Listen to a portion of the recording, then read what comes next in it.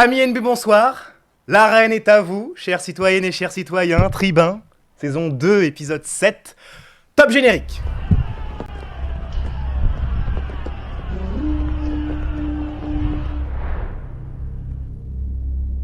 Bienvenue donc dans l'esplanade de la démocratie, au cas où quelques personnes en douteraient encore. Toujours bon de le rappeler. Permettez-moi tout d'abord, au nom de toute l'équipe de Tribun, de vous souhaiter une année 2024 dynamique, faite de projets, d'idées novatrices et d'une santé solide. C'est en cela que réside l'essentiel. Ici même, nous allons tenter de nous appliquer ces vœux pour vous proposer une émission de plus en plus qualitative. Nous connaissons votre exigence, c'est notre leitmotiv, je me rapproche du micro, pas de souci. Et on ne vous remerciera jamais assez de cela. Bonne année à nos deux invités. Et on va commencer par Anne-Laure. Anne-Laure, bonsoir. Briac, bonsoir. Bonsoir. Alors, comme il est de tradition ici, je te laisse, chère Anne-Laure, te présenter à notre auditoire du soir. Bonsoir à tous. Moi, c'est Anne-Laure. Je suis en LEA L1 et à Gustave Eiffel. Voilà. Merci Anne-Laure. Et Briac, bonsoir.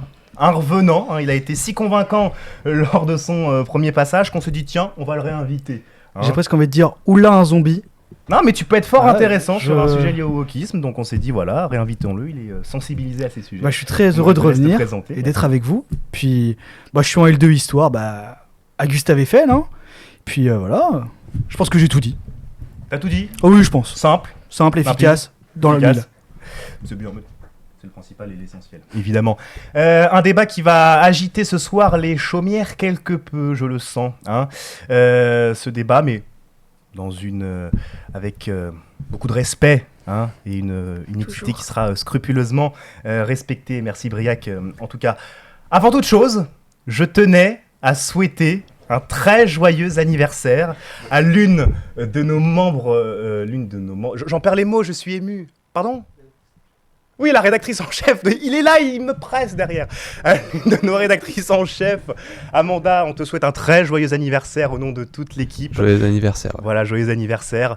Et on te souhaite un plein succès pour cette année 2024. Et puis sois courageuse dans tes projets et on te soutiendra avec force et vigueur, évidemment.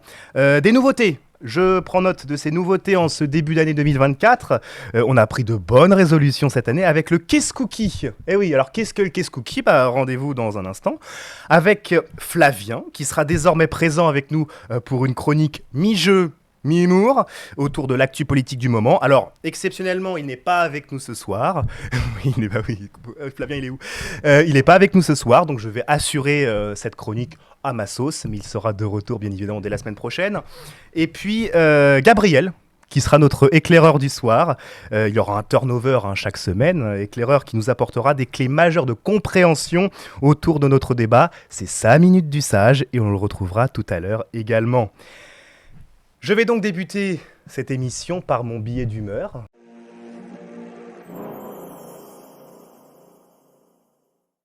Je parlais de tradition tout à l'heure. On a des traditions immuables dans cette émission.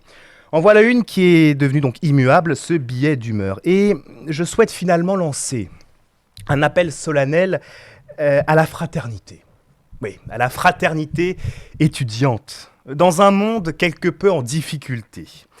Et vous avez bien compris que cela était un euphémisme, évidemment, où la violence, de quelque nature que ce soit, règne dans maints endroits du monde, où certains pays s'enlisent dans de profondes crises sans que l'on voit distinctement un quelconque phare en pleine tempête, où notre génération peut voir la flamme que représente l'espoir en son avenir se consumer peu à peu. Il est peut-être temps finalement de se poser calmement et de réfléchir conjointement à la construction commune d'un meilleur dialogue, d'une meilleure écoute, de critiques constructives et intelligentes, et qui permettent tout à chacun d'avancer. Et car on apprend essentiellement de soi en apprenant d'autrui. Et je m'adresse en particulier à ceux qui encore aujourd'hui, malheureusement, s'obstinent à être perpétuellement dans l'attaque, l'invective, le mépris, même en direction d'un projet comme le nôtre, qui se veut novateur, certes, mais avant tout rassembleur, pour que chacune et chacun puisse faire entendre sa voix, tel un tribun. Et ce n'est pas un hasard finalement si notre émission s'appelle ainsi.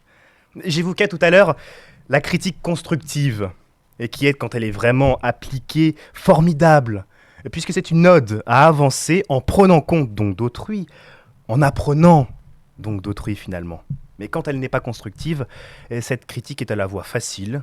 On ouvre la boîte de Pandore et on pioche des mots dedans, comme ça, sans réel fondement. Et elle est aussi blessante. Et je pèse mes mots. Pour des personnes loyales, travailleuses, intègres, et qui ont pour vœu de faire émerger des idées, des projets pour le bien de tous. Un pluralisme de pensée qui redonne ce je ne sais quoi, ce bulle d'air à la démocratie. Alors à celles et ceux qui nous regardent et qui nous écoutent, je profite de nos premières minutes de l'année ensemble pour vous dire ceci. Faites fi de la négativité. Osez. Soyez créatifs. Passionnés par ce que vous entreprenez dans votre vie. Elle est si précieuse, cette vie finalement, n'est-ce pas ? Et prenez la parole, exprimez-vous. Nous serons là pour vous accompagner et pour faire vivre à notre modeste échelle la vie de la reine. Voilà. Merci à toutes, merci à tous.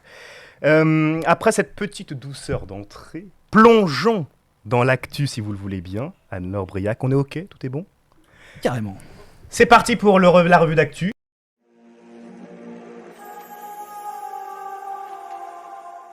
Okay. Première actualité que nous allons évoquer en ce mercredi, le branle-bas de combat et autres chambardements liés au remaniement de la semaine dernière. Quel storytelling pour les amateurs de politique et même pour les non-initiés qui ont vu sur les réseaux, à la télé, les journalistes trépigner d'impatience tout en se grelottant de froid finalement devant les ministères à la quête de rien, finalement, pendant plusieurs heures. Alors, spéculation et interrogation furent les mêmes mots de ces jours sans fin. Ou Alléluia, un nouveau gouvernement est né. Mais d'Alléluia à patatras, il n'y a qu'un pas. Et les polémiques volèrent de plus belle, en commençant le bal des hostilités par Amélie Oudéa-Castéra, nouvelle ministre de l'Éducation nationale, qui, lors d'un déplacement dans un collège des Yvelines, est interpellée par la scolarisation de ses 3 enfants à Stanislas, donc établissement privé de la capitale. Et là, ce premier faux pas, on ne le voit pas venir et finalement, bien, la ministre crée toute seule les conditions de ce premier couac. Alors son argumentaire tient sur un seul point, je cite, « des paquets d'heures pas sérieusement remplacés ». Risqué, n'est-ce pas ? Et ça n'a pas loupé, puisque dans la foulée, le journal Libération a publié un article dans lequel il interroge une enseignante, et pas n'importe laquelle, puisque c'était l'enseignante du fils du couple Castéra. Selon elle, seul le fils aîné d'Amélie Oudéa-Castéra a été brièvement scolarisé dans le public, un trimestre seulement, en petite section de maternelle en 2009.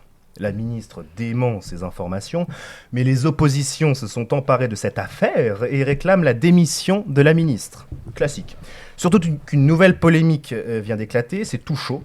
Un rapport parlementaire qui épingle le montant de ses rémunérations à la tête de la Fédération française de tennis.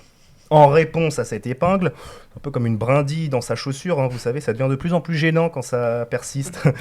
La ministre dénonce, je cite, un rapport partisan. Et à ce rythme-là, on ne se demande plus si une nouvelle polémique va arriver, mais finalement, quand est-ce qu'elle va arriver, c'est absolument effarant. Et puis pendant ce temps-là, en Macronie, une polémique en vaut mieux que deux tu l'auras, puisque c'est la nomination de Rachida Dati qui fait grincer nombre de personnalités politiques. Alors pourquoi me direz-vous ?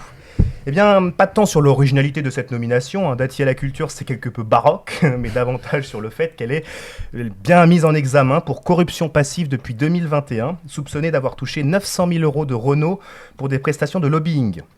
Alors Gabriel Attal sur TF1, Prisca Thévenot sur BFM sont montés au créneau pour rappeler la présomption d'innocence, dont fait foi à juste titre, rappelons-le, la ministre, mais tout de même, c'est un petit peu à contre-courant de ce qu'avait dit le candidat à la présidence de la République, certain Emmanuel Macron, c'était donc en 2017, et je laisse D'Artagnan diffuser l'extrait en question.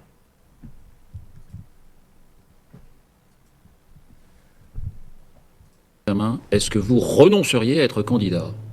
Oui, de la même façon que dans le principe, un ministre doit quitter le gouvernement lorsqu'il est mis en examen.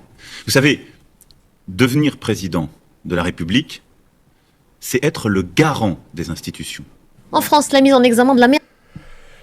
Ainsi, Anne-Laure Briac, contre les déclarations de la nouvelle ministre de l'Éducation nationale, sur l'école publique donc, et la nomination de Rachida Dati au ministère de la Culture, alors qu'elle est donc mise en examen. Et est-ce que la Attal Mania est-elle en train de faire pchit? Anne-Laure.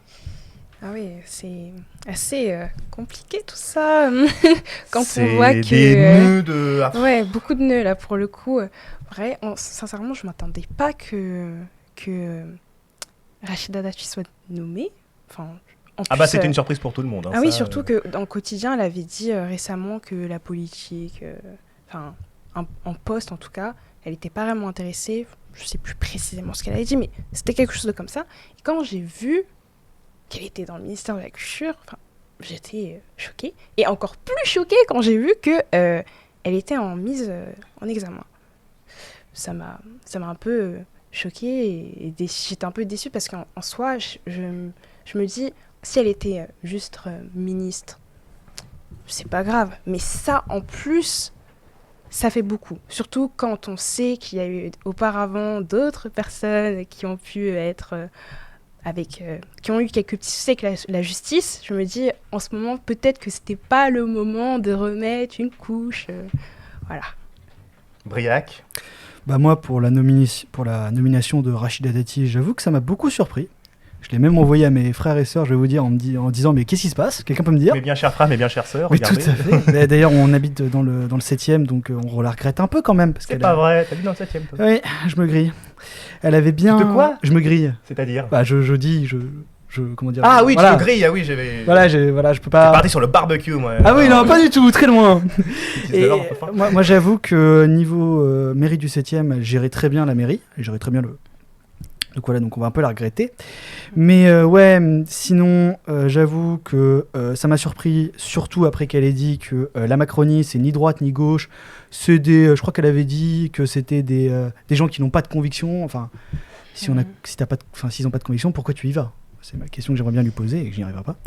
Et puis, il y a aussi le fait que Rachida Dati, ça représente bien les Républicains qui rejoignent Macron petit à petit, qui rejoignent la République En Marche.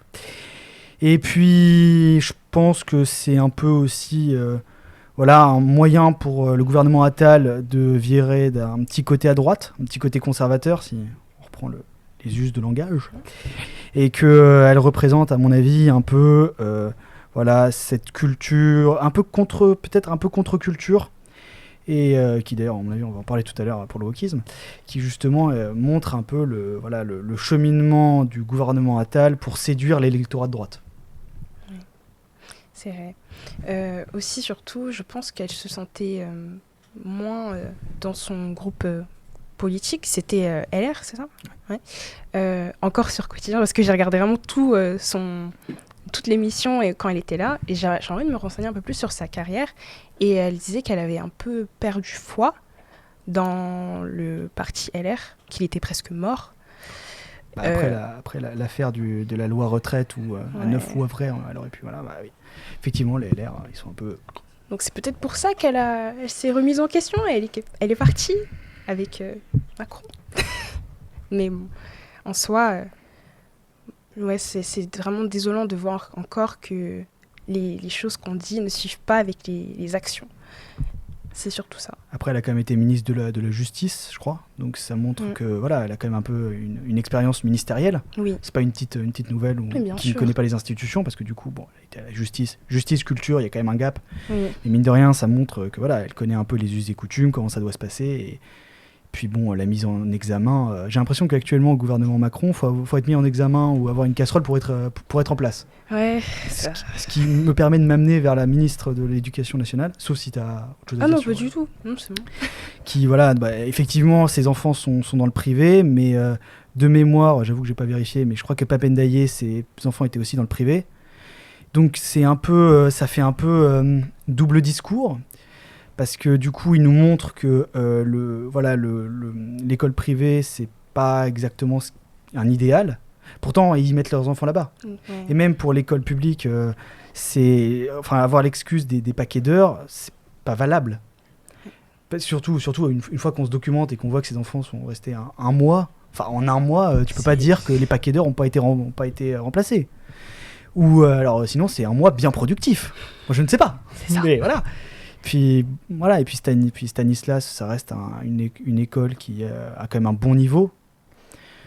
Puis voilà, et puis les écoles privées ont quand même une certaine réputation, ont quand même une certaine voilà, et effectivement l'école publique, non je dis ça, mais Henri IV est quand même un très très bon niveau.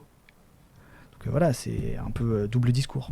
Oui, en soi, le fait qu'elle mette ses enfants dans une école privée, c'est pas vraiment ce qui me dérange, même si, oui, le mieux, ce serait d'avoir un entre-deux, pas que du privé, pas que du public. Mais c'est surtout que l'école Stanislas, j'ai pu me renseigner, et elle a été, il y a eu un petit problème par rapport à des dérives sectaires. Et quand j'ai vu ça, je me suis dit, des petites polémiques comme ça fait un petit peu peur. Qu'une ministre de l'Éducation puisse mettre son enfant dans une école comme ça, c'est pas très très... Alors je ne sais pas si on va parler de la même chose, mais j'ai vu qu'effectivement il y avait ça pour le catéchisme. Oui. Mais c'est une école privée catholique. Oui aussi. Enfin, ça tombe sous le sens. Je veux dire, si dans une école catholique, on ne te demande pas d'aller au catéchisme, machin, c'est on perd un peu l'esprit de la... Voilà. Après, effectivement, l'école se doit d'avoir un niveau de laïcité. Mais après, quand on dit privé catholique, moi, personnellement, au début, voilà, mais maintenant, c'est dans l'esprit de l'école. Et puis, si l'État ou machin était au courant, pourquoi ils n'ont pas agi ? Exactement. Surtout qu'ils font des subventions, en plus, à l'école Stanislas, c'est ça ? Ouais, bien sûr. Mais oui, moi, je me pose un peu la question, en soi, parce que je suis aussi je me pose la question dans le sens où c'est une mère, elle veut le meilleur pour ses enfants, et c'est totalement normal, mais... aussi en tant que ministre, il faut qu'elle se pose aussi les bonnes questions, dans le sens où si l'école est quand même pas mal vue, mais... pour une ministre de l'Éducation qui met ses enfants dans le privé, je trouve ça un peu, voilà, c'est pas très correct. Oui, voilà. Oui, surtout c'est comme si on avait un ministre de l'écologie qui roulait en diesel, quoi. Oui, c'est ça. Ça veut dire que surtout la ministre va faire... Ou qui mange des homards. Ou qui mange des homards et qui boit du champagne. Et du coup, ça veut dire qu'elle va faire passer sûrement des lois, enfin pas des lois, plutôt des directives, qui du coup n'impacteront pas ses enfants. Oui. Donc ça veut dire qu'elle va pas avoir le recul nécessaire de se dire est-ce que c'est bien ou pas pour ses enfants. Oui. Et surtout, c'est comme si l'école publique, cool. Par contre, moi, mes enfants privés, tant mieux, parce que voilà, elle sait peut-être vraiment que c'est dur de remettre une bonne éducation, un système bien top dans l'école publique, mais elle n'a pas envie. Elle veut pas... Mais après, moi j'avais aussi vu qu'il y avait, dans les médias un peu plus à droite, un peu ce truc de dire, ouais, on n'aime pas Stanislas parce que c'est l'excellence académique. Pourtant, je vais prendre le lycée Henri IV, de mémoire, et je peux me tromper, c'est un des meilleurs lycées de Paris. Oui. Voire même le meilleur. Et voilà, et qu'en fait, pourquoi est-ce qu'on, dans ce cas-là, s'il y a une question qui se pose de perfectionnement, pourquoi est-ce qu'on n'applique pas le même modèle d'Henri IV à tout le reste de la France ? Exactement. Est-ce que c'est une volonté de niveler par le bas ? Je pose le débat, mais bon, on va pas répondre ce soir, je pense qu'on n'aura pas la réponse. Ou est-ce que c'est une volonté d'attaquer l'école privée ? Comme moi je remarque que ça fait quand même quelques années que les politiques attaquent l'école privée. En bien, en mal, c'est pas en mode répondre. Hein. Mais voilà, et que du coup, on pourrait appliquer un niveau académique de lycée, collège, à mon avis un peu plus haut, avoir un peu plus d'exigence pour pouvoir faire typiquement de meilleurs étudiants, qui du coup s'intéresseront aux choses et iront plus loin. Ouais. Je suis totalement d'accord. En fait, c'est comme si l'école publique était juste consacrée à la médiocrité, alors que le privé, c'est l'excellence, et en soi, c'est bien, tant mieux. Enfin, il faut de tout, mais ça veut dire c'est comme si on abandonnait un peu tout espoir dans l'école publique. Ça fait un peu, on lâche, parce que du coup, l'école publique, pour ma part, représente un peu ce que doit représenter la République. Oui. Donc c'est-à-dire que si on n'améliore pas l'école, on n'améliore pas la République. C'est ça. Et que ces gens qui vont passer par l'école publique ou privée seront plus tard des citoyens. Des citoyens qui peut-être n'auront pas le bon questionnement. Oui. Ou peut-être n'auront pas la bonne réflexion. Privé comme public, les deux. Oui, je mets tout le monde dans le même panier, je mets tous les œufs dans le même panier. Voilà, et que en fait, du coup, faudrait, pour moi, faudrait vraiment améliorer le niveau, comme ce qu'avait prévu Gabriel Attal avant de partir, avec vraiment un vrai projet de diplôme qui soit vraiment valorisé. Parce que, enfin, du moins, moi j'ai passé le bac en 2020. Personnellement, j'ai l'impression qu'on me l'a donné. J'ai pas l'impression que je l'ai. Enfin, tu vois, j'ai pas passé d'épreuves, j'ai pas passé de machin. Alors bon, toi, à mon avis, on n'est pas de la même génération. Oui, Voilà. c'était l'année dernière. En Ouais. soi, ça a été, mais personnellement, je me dis j'aurais pu faire largement mieux. Voilà. Mais surtout pour le grand oral, oui, ça aurait été un peu mieux de tout ça, c'est un peu plus préparé, un peu plus approfondi. Mais Et puis, c'est vrai, là, c'est un peu. On essaye, puis on voit. puis un peu cette question d'inégalité, parce que du coup, un élève qui, par exemple, ne passera peut-être pas par une école excellente, n'auront pas les mêmes chances que quelqu'un qui sort d'un lycée un peu plus, comment dirais-je, un peu moins reconnu. Mais justement, je pense qu'il faudra faire... le débat se nourrit de ça aussi, la discussion se nourrit de ça. Il faudra faire un débat, justement, sur ces questions-là. Ça me semble très intéressant et il y a de la matière. On voit bah, la que, preuve. bien sûr, c'est sur une simple actu comme ça. Enfin, simple actu, j'entends, bien Ouais. sûr. Mais on sent qu'il y a quelque chose et on vous réinvitera peut-être, bien évidemment. D'Artagnan, des réactions dans le live, peut-être Peut-être Il pas. y a eu pas mal de réactions, mais pas vraiment à propos de ce qui se passe, mais je te tiens au courant dès que... D'accord, ok. T'inquiète pas. Dans notre conducteur légèrement remanié, nous avons décidé de séquencer nos actualités en 3 axes. L'actualité politique française, vous venez de le voir. Le case cookie qui arrive dans une poignée de minutes. Et juste avant, une actualité étudiante où nous allons prendre le temps de nous arrêter désormais. Et cette semaine, on a décidé de parler de ce constat frappant que l'on a déjà évoqué ici en débat il y a quelques semaines, mais il n'est jamais de trop pour en parler de nouveau. Les étudiantes et les étudiants qui ne mangent pas à leur faim. Il et elle seraient près de 20%, un chiffre absolument subjugant. C'est le résultat d'une enquête de la FAGE, Fédération des associations générales étudiantes. Autre constat, résultat donc de cette enquête, un non-boursier sur 5 saute plus de 3 repas par semaine. Alors on en a déjà beaucoup parlé, donc comme je l'ai rappelé, de cette précarité étudiante avec Alicia, notamment, que je salue très amicalement si elle nous regarde ce soir, et Quentin, que je salue bien évidemment tout aussi amicalement, avec des témoignages poignants. Pardon ? C'était toi ? Oui. C'est pas vrai. Mais avec Alicia et Quentin, on en avait parlé aussi. Ah. Oui. Bah non, il Si. était avec moi. Et Quentin, c'était sur l'écriture inclusive. C'est pas vrai. J'ai permuté les deux. Ok. Mais vous vous ressemblez tellement. C'est un compliment, c'est un beau gosse. Bah oui, bien sûr. Pardon, excusez-moi, bah voilà. Mais en tout cas, Alicia nous avait témoigné de ce quotidien compliqué, fait de gestion de chaque dépense qui engendre à la fois du stress, de l'oppression, parce que ce qu'aucune étudiante et aucun étudiant ne devrait vivre dans un pays aussi développé économiquement de la France, et je crois qu'on est tous d'accord là-dessus. Comment peut-on se concentrer avec sérénité sur ses études quand on cumule parfois jusqu'à 3 à 4 boulots à côté? Là, va falloir m'expliquer. Et sur cette question, peu de réponses ont été apportées pour l'instant de la part de nos gouvernants, alors ça m'a échappé. C'est important, me semble-t-il, qu'ici à Triban, on puisse mettre un coup de pied dans la fourmilière de temps en temps pour faire avancer les choses et soutenir des combats légitimes. C'est notre mission aussi de médias indépendants, tout simplement. Alors Anne-Laure Briac, partant de ce constat, quelles mesures sont selon vous prioritaires pour tenter d'endiguer ce phénomène croissant? Anne-Laure? Je pense, personnellement, quand j'observe un peu plus en faisant les courses, parce que j'aime beaucoup faire les courses, cuisiner, vraiment top. Et je regarde vraiment, on peut sentir l'inflation de grands pieds augmenter, et c'est vraiment désolant que, en plus, les futures personnes qui vont construire cette société, encore plus l'amener à des progrès et à l'avenir, ne peuvent pas se nourrir comme il se doit.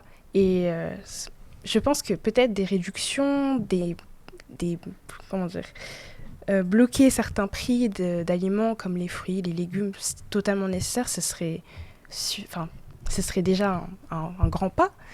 Donc ouais, je trouve ça choquant qu'on en arrive à là, que les étudiants ne puissent pas se manger à leur faim. Ouais. Briac? Bah, j'ai besoin de dire que 20%, c'est 20% de trop. Bah, non, je pense que c'est un fait. Faudrait que ce soit à 0. Mais ouais, je trouve que même c'est dur pour les étudiants qui, du coup, ne peuvent pas se concentrer pleinement dans leurs études. sont obligés de cumuler des boulots. J'ai une connaissance qui voilà, du temps et qui des fois a du mal à faire le travail et à faire les choses dans les temps parce qu'elle a un boulot à côté, elle n'a pas le choix. Et les profs là-dessus sont assez compréhensifs. Et moi, du moins, je sais qu'il existe une association, c'est un sac pour un étudiant, où c'est des personnes qui décident de cuisiner pour des étudiants pour qu'ils puissent manger correctement à leur faim. Et alors, est-ce que c'est les solutions sur le long terme? Alors ça, j'en sais strictement rien. Je pense que peut-être. Hein. Mais plutôt sur le court terme, c'est une bonne idée. Sur le long terme, c'est pas une bonne idée. Sur le long terme, faudrait, comme tu dis, bloquer les prix. Faudrait peut-être faire des primes étudiants. Alors, le côté méritocratique me dit que les bons élèves, on leur donne de l'argent, mais bon, ça ferait diviser l'université. Ça, on peut pas. Et ou alors, sinon, il y a aussi le fait qu'on a un peu dans un registre bourdieuien, un peu de violence symbolique. Dans le fait que il y a des étudiants qui vont pouvoir se permettre par exemple de manger à leur faim, il y en a qui peuvent pas, et du coup ces gens-là ont souvent le temps de travailler machin, et du coup ils ont quand même un certain niveau académique, alors que des fois des gens qui vont cumuler plusieurs boulots voudraient avoir le temps, voudraient avoir la volonté, voudraient avoir vraiment tout pour vraiment se donner à fond dans leurs études et donc dans leur passion. Et moi, les prix actuellement, je trouve c'est sidérant. Je ne comprends pas qu'il n'y ait pas un truc gouvernemental, un truc où vraiment on fait tout ce qu'il faut, parce que moi, j'avoue que l'actualité académique, c'est pas académique, économique, c'est pas le premier truc que je regarde, mais j'ai pas l'impression que le gouvernement fasse grand chose. Enfin, on a Bruno Le Maire qui vient nous dire que ça va pas, on le sait que ça va pas. Enfin, voilà. Ouais. Puis voilà, et puis on le voit d'ailleurs avec la crise des agriculteurs, on est un peu tous dans le même panier là-dessus, avec la TVA qui, mine de rien, prend beaucoup. Donc peut-être une solution, alors sur le court terme, parce qu'encore une fois, moi je pense au court terme, parce qu'au long terme, je pense qu'on ne trouvera jamais de bonne solution, mais si on y arrivera, si on s'y met tous ensemble. C'est ça, exactement. Et je pense que comme d'habitude, si on s'y met tous ensemble, voilà. En discutant. Et en discutant tout simplement, voilà, c'est le but de cette émission. Et en ne sortant pas de pistolet. Oui, ça, non. Bannissons, absolument la violence. Et puis du coup, peut-être une solution serait peut-être de réduire la TVA pour les étudiants. Parce que alors, évidemment, je pense que c'est quand même une des plus grosses ressources d'argent pour l'État. Bon, ils le feront peut-être pas, mais dans ce cas-là, il faudra peut-être prendre autre part. Par exemple les super profits, et donc du coup pouvoir rentabiliser du coup ça, et voilà, ou alors sinon mon côté utopique me dirait on a des gens dans les maisons de retraite qui, moi je le vois bien dans les pattes de ma grand-mère, c'est un peu ils sont pas très stimulés intellectuellement, donc peut-être leur proposer de faire des repas, proposer de faire des choses et les distribuer pour les étudiants. Du coup ça permettrait d'avoir un contact humain avec des étudiants pour pouvoir par exemple les rencontrer, pour qu'il y ait un peu de visite dans ces endroits-là, et un peu aussi pour eux d'avoir de la valorisation, de se sentir utile. Oui. Parce que je pense qu'il n'y a rien de pire que de se sentir inutile à la société. Oui, et puis créer du lien entre la jeunesse et les seniors. Oui, complètement. On en parlait tout à l'heure avec l'équipe, aujourd'hui on a perdu ce lien qui pouvait exister avant. Et sur des choses très simples, finalement on peut recréer du lien, et finalement c'est peut-être en cela qu'on peut continuer à croire en l'humanité. Est-ce qu'il y a quelque chose de plus beau que croire en l'humanité? Écoute, je ne crois pas. Pose la question. Moi, je ne crois pas. Mon cher D'Artagnan, dans quelques réactions du chat. Là, ça discute beaucoup. Alors, il y a Thomas dit-on. Je vais récolter 2 commentaires. Il y a Thomas qui dit que le restaurant universitaire, il propose une excellente pitance équilibrée sur le plan calorique, mais doit s'ouvrir davantage. Et on a JVX0TH qui nous dit: et si on donnait un salaire étudiant? Donc c'est une question pour les intervenants. Ok, très bref la réponse avant de passer à la 3e actu sur la question de. Alors moi, salaire étudiant, en vrai, si on sait exactement, évidemment comme tout, si on sait exactement d'où vient l'argent et que c'est pas pris dans le foyer des classes moyennes, pourquoi pas? Oui, aussi. Après il y a la bourse, mais la bourse c'est pas pour tout le monde, donc ça résout pas toujours. Mais oui, le salaire étudiant peut-être, pourquoi pas, ce serait une bonne solution, mais comme tu dis, de savoir d'où il vient précisément, pour qui aussi, et le plus possible aussi, parce qu'il y a des gens qui ont besoin, mais ils rentrent pas dans les cases. Et, ouais. Bah, c'est le problème, c'est qu'il y a des gens trop riches Oui. pour être considérés comme... Enfin, Comme, trop pauvres et oui. trop pauvres pour être considérés comme riches. Oui. Ce qu'on appelle la classe moyenne, C'est ça. malheureusement. Troisième actu, à présent. Et dès lors, dans cette émission, qui dit troisième actu dit Qu'est-ce cookie Jingle.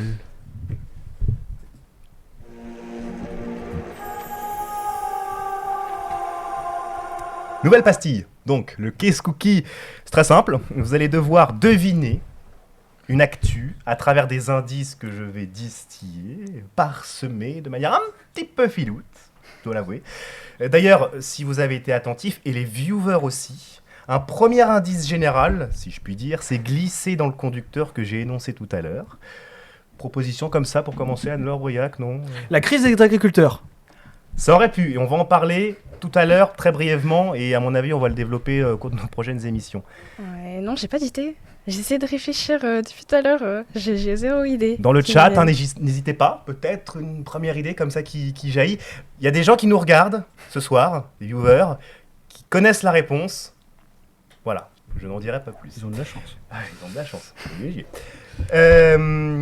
Alors, et bien évidemment, D'Artagnan, hein, si on trouve la bonne réponse, on n'hésite pas à nous, prendre la parole. Nous, on fait comment? On prend la parole directement Bah, ou... deuxième indice, je vais énoncer un deuxième indice. Ok, pardon, excuse-moi. Ok. Voilà, pas de souci. C'est la première, donc voilà, pas de souci. Alors, c'est une actu qui concerne un pays. Un pays. L'Ukraine. Non. J'allais dire. Un pays. Dans le chat. Hein. Il parle de la Mongolie dans le chat. Mais c'est un très beau pays, la Mongolie. C'est un Ouais. très très beau pays. Je Les vois des États-Unis commentaires qui passent dans le chat. Les États-Unis non Non. Mais on va en parler aussi, à mon avis, très prochainement avec Oui. Trump et Biden, les élections là. L'Argentine. Non. Ouais.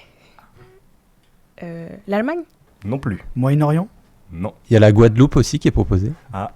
C'est pas un pays, la Guadeloupe. Le Moyen-Orient non plus, hein. Oui, non, mais c'est pour histoire d'avoir une idée géographique. Alors, troisième indice. Troisième indice. Il y a On va l'Italie, la Russie. Non. On va se réchauffer de la réponse autour d'un verre de manzana. Manzana. C'est quoi la manzana? Pour moi, La c'est manzana, les- c'est de la pomme, c'est un jus de pomme. Bah oui, Manzana en c'est espagnol. l'Espagne, du coup. Non. Non. Portugal. Non plus. Ok, pays d'Amérique du Sud. Oui. Ok, Brésil. Non. Je les connais pas. Colombie. Non. Vous Venezuela tournez autour, c'est fou. Uruguay. On en a beaucoup parlé Chili ces 10 derniers jours là. Ah ouais. C'est passé quelque chose quand même, enfin c'est affolant ce qui se passe dans ce pays en ce moment. Venezuela. Non. Non, j'ai dit C'est un Venezuela. pays producteur de pétrole. Ah, certainement, Agriculteur. Non. C'est pas un pays agriculteur. Enfin, Ah si, c'est un non, pays, mais si, il est connu pour produit, l'agriculture. mais pas connu pour ça. Ok. Non, mais- Alors autre T'as dit indice, Argentine. Oui, t'avais dit. Ouais, j'ai dit Argentine. Ouais. autre indice, alors ce n'est pas le Chili non plus. Hein, Ouais, parce que ils ont dans dit le chat, la Colombie aussi. Alors c'est un pays où il y a eu une sorte de tentative de coup d'État. Oula, il y en a beaucoup en Amérique du Sud. Uruguay. Non, c'est pas Non. Uruguay. Non, c'est pas Paraguay. On a la réponse dans le On chat. a la réponse. Ah non. Oui, on a la réponse qui est Je tombée. l'ai dit ou Honduras. Encore Ah non. 30 secondes. L'Équateur. Voilà. Et on applaudit. Équateur. Bien joué. On applaudit. Bien joué dans le chat et bien joué Béa. Et dans le chat également. Équateur. Eh oui, l'Équateur. Eh oui, l'Équateur. Alors, ce n'est pas l'heure à trinquer un verre de manzana là-bas, à mon avis, puisque la situation est profondément critique depuis 2 semaines maintenant environ, et l'évasion du baron de la drogue, nommé Oui. Fito, Ok, l'ennemi maintenant j'ai. public numéro 1. Alors, évasion qui a semé littéralement un chaos, il n'y a pas d'autre mot. Chaos dont on ne sait comment le pays va s'en sortir. Je crois que là, ça me paraît assez compliqué. Procureur assassiné, prise d'otage à la télévision, évasion de chef de gang, prison sous contrôle des narcotrafiquants. Alors Daniel Noboa, le jeune président équatorien, a été obligé de décréter, je cite, l'état de conflit armé interne pour tenter de reprendre le contrôle de la situation, mais c'est plus que jamais instable. Et c'est un climat de guerre civile littéralement qui règne là-bas, ni plus ni moins. Et c'est une situation très douloureuse à vivre pour les ressortissants équatoriens en France. Ils sont inquiets de voir cela, très loin de leurs proches. Et j'en profite d'ailleurs pour saluer et adresser un salut très amical et très chaleureux à Stéphie, qui nous regarde très certainement ce soir, et qui vit avec Pierre, que je salue également. Ce sont des amis, j'en perds les mots. Et des premiers témoignages dont ils m'ont fait part, on ressent l'inquiétude et on est de tout cœur, très sincèrement avec eux, ce soir. Une réaction à chaud, Anne-Laure Briac, par rapport à ce qui se passe en Équateur et à ce que j'ai C'est cité. terrible. Et puis, après, d'un point de vue historique, c'est vrai que l'Amérique du Sud est quand même une région qui est quand même, je trouve, assez instable. Que voilà, on a eu quand même, surtout dans ces pays-là, on a eu des dictatures horribles. Je pense à Augusto Pinochet au Chili, ou la junte militaire en Argentine et Perón.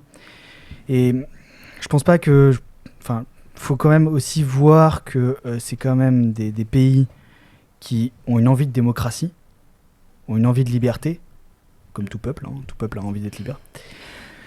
Que cette situation, c'est quand même, ça rappelle des heures sombres. Ça rappelle que des groupes armés peuvent se soulever, que comme nous l'a dit, il peut y avoir un conflit interne au pays, et du coup ça va faire un peu terrorisme, où on a une partie de la population qui va être pour, une partie qui va être contre, comme tout conflit, et ça va peut-être déchirer le pays dans une guerre civile.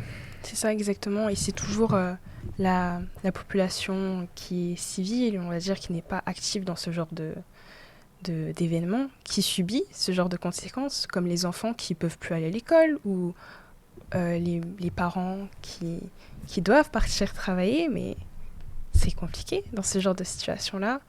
Moi, ça me révolte parce que je suis particulièrement touchée par ce genre de coup d'État, les gangs, parce que je suis d'origine haïtienne et mon pays assez instable également. Et quand je vois ce genre de situation qui arrive, ça me révolte. Surtout, je me pose la question, encore une fois, ces armes-là, elles sont où et elles viennent d'où? C'est ça le réel problème aussi. Est-ce qu'il n'y aurait pas une volonté de faire une guerre par procuration, de voilà, faire par exemple, peut-être que voilà, il y a des ressources dont une tierce superpuissance a besoin, et est-ce qu'ils vont par exemple tout faire pour voir, on l'a bien vu avec les États-Unis et la CIA qui a quand même mis des régimes horribles, même assez même dictatorial, on peut le dire, je pense, au pouvoir. Et est-ce que voilà, on va avoir du coup une ultra division du pays, ou est-ce qu'on va avoir une ultra union? On peut aussi avoir une union autour de la volonté de ramener l'ordre. Oui, c'est toujours possible. Des fois, les populations en ont tellement marre qu'ils se révoltent même envers les gangs et essayent, parce qu'ils ont presque plus rien à perdre en soi. Et ça me désole, encore une fois. Pour reprendre la phrase de Marx, ils n'ont rien à perdre que leur chaîne. Oui, voilà, exactement. S'ils veulent se libérer, il faut qu'ils... Bon, après, la lutte armée, c'est pas le meilleur truc. Je pense qu'on est d'accord là-dessus. Après, oui, est-ce que le gouvernement va bien réagir? Le gouvernement, du coup, est-ce qu'il va bien réagir? Parce que du coup, ils ont décrété l'état d'urgence, mais est-ce que c'est suffisant? Et ouais, j'avais vu qu'il y avait un plateau télé qui avait été pris en otage. Ah, mais cette image, elle est ouais, non, mais c'est ça. Incroyable. Enfin, je l'imagine même pas en France, quoi. Mais je pense que là-bas, non plus, ils ne l'imaginaient pas. Enfin, en tout cas, il y a quelques années encore. Et finalement, c'est arrivé. Donc, aujourd'hui, rien n'est impossible. Je veux dire, on est dans un climat tellement ahurissant qu'on ne sait pas de quoi demain sera fait. Surtout actuellement, on a quand même je pense dans le monde entier, on a quand même on commence quand même à avoir une paupérisation, une volonté de se diviser, parce que mine de rien, je trouve que la division est quand même plus simple que l'union. Enfin, moi, c'est le sentiment que j'ai. Peut-être que voilà, mais je trouve que actuellement, c'est plus simple de dire on est pour ou contre que de dire on va tous se mettre d'accord. Et c'est là où franchement, merci Tribun, parce que du coup, ça permet à ce qu'on vienne tous débattre, à ce qu'on expose nos idées, à ce qu'on passe un bon moment. Mais oui, c'est le but premier de cette émission, tout simplement. Il n'y a pas d'arrière-pensée, il n'y a pas de... Voilà, tout simplement. Voilà. En plus, ça rime. Enfin, ça rime, en tout cas, ça se... Non, mais c'est presque. C'est un brique, voilà. Non, mais on le compte, on le compte. Allez, on le comprend. Voilà. D'Artagnan, au grandissime D'Artagnan, des commentaires dans le live? Ça parle beaucoup de... Il y a Thomas qui parle de Marx, etc. Mais sinon, il y a... Pour changer. Et voilà, je reviens vers toi quand il y aura... Mais pas de souci, cher ami. Bien. Passons maintenant à notre nouvelle chronique, dont j'en assure la cuisine juste pour ce soir, rassurez-vous. Je te rassure, mon cher Gabriel. Chef Flavien revient au fourneau mercredi prochain pour vous concocter un menu pas piqué des hannetons. J'espère que le mien sera au moins digeste, si je puis dire. En bref...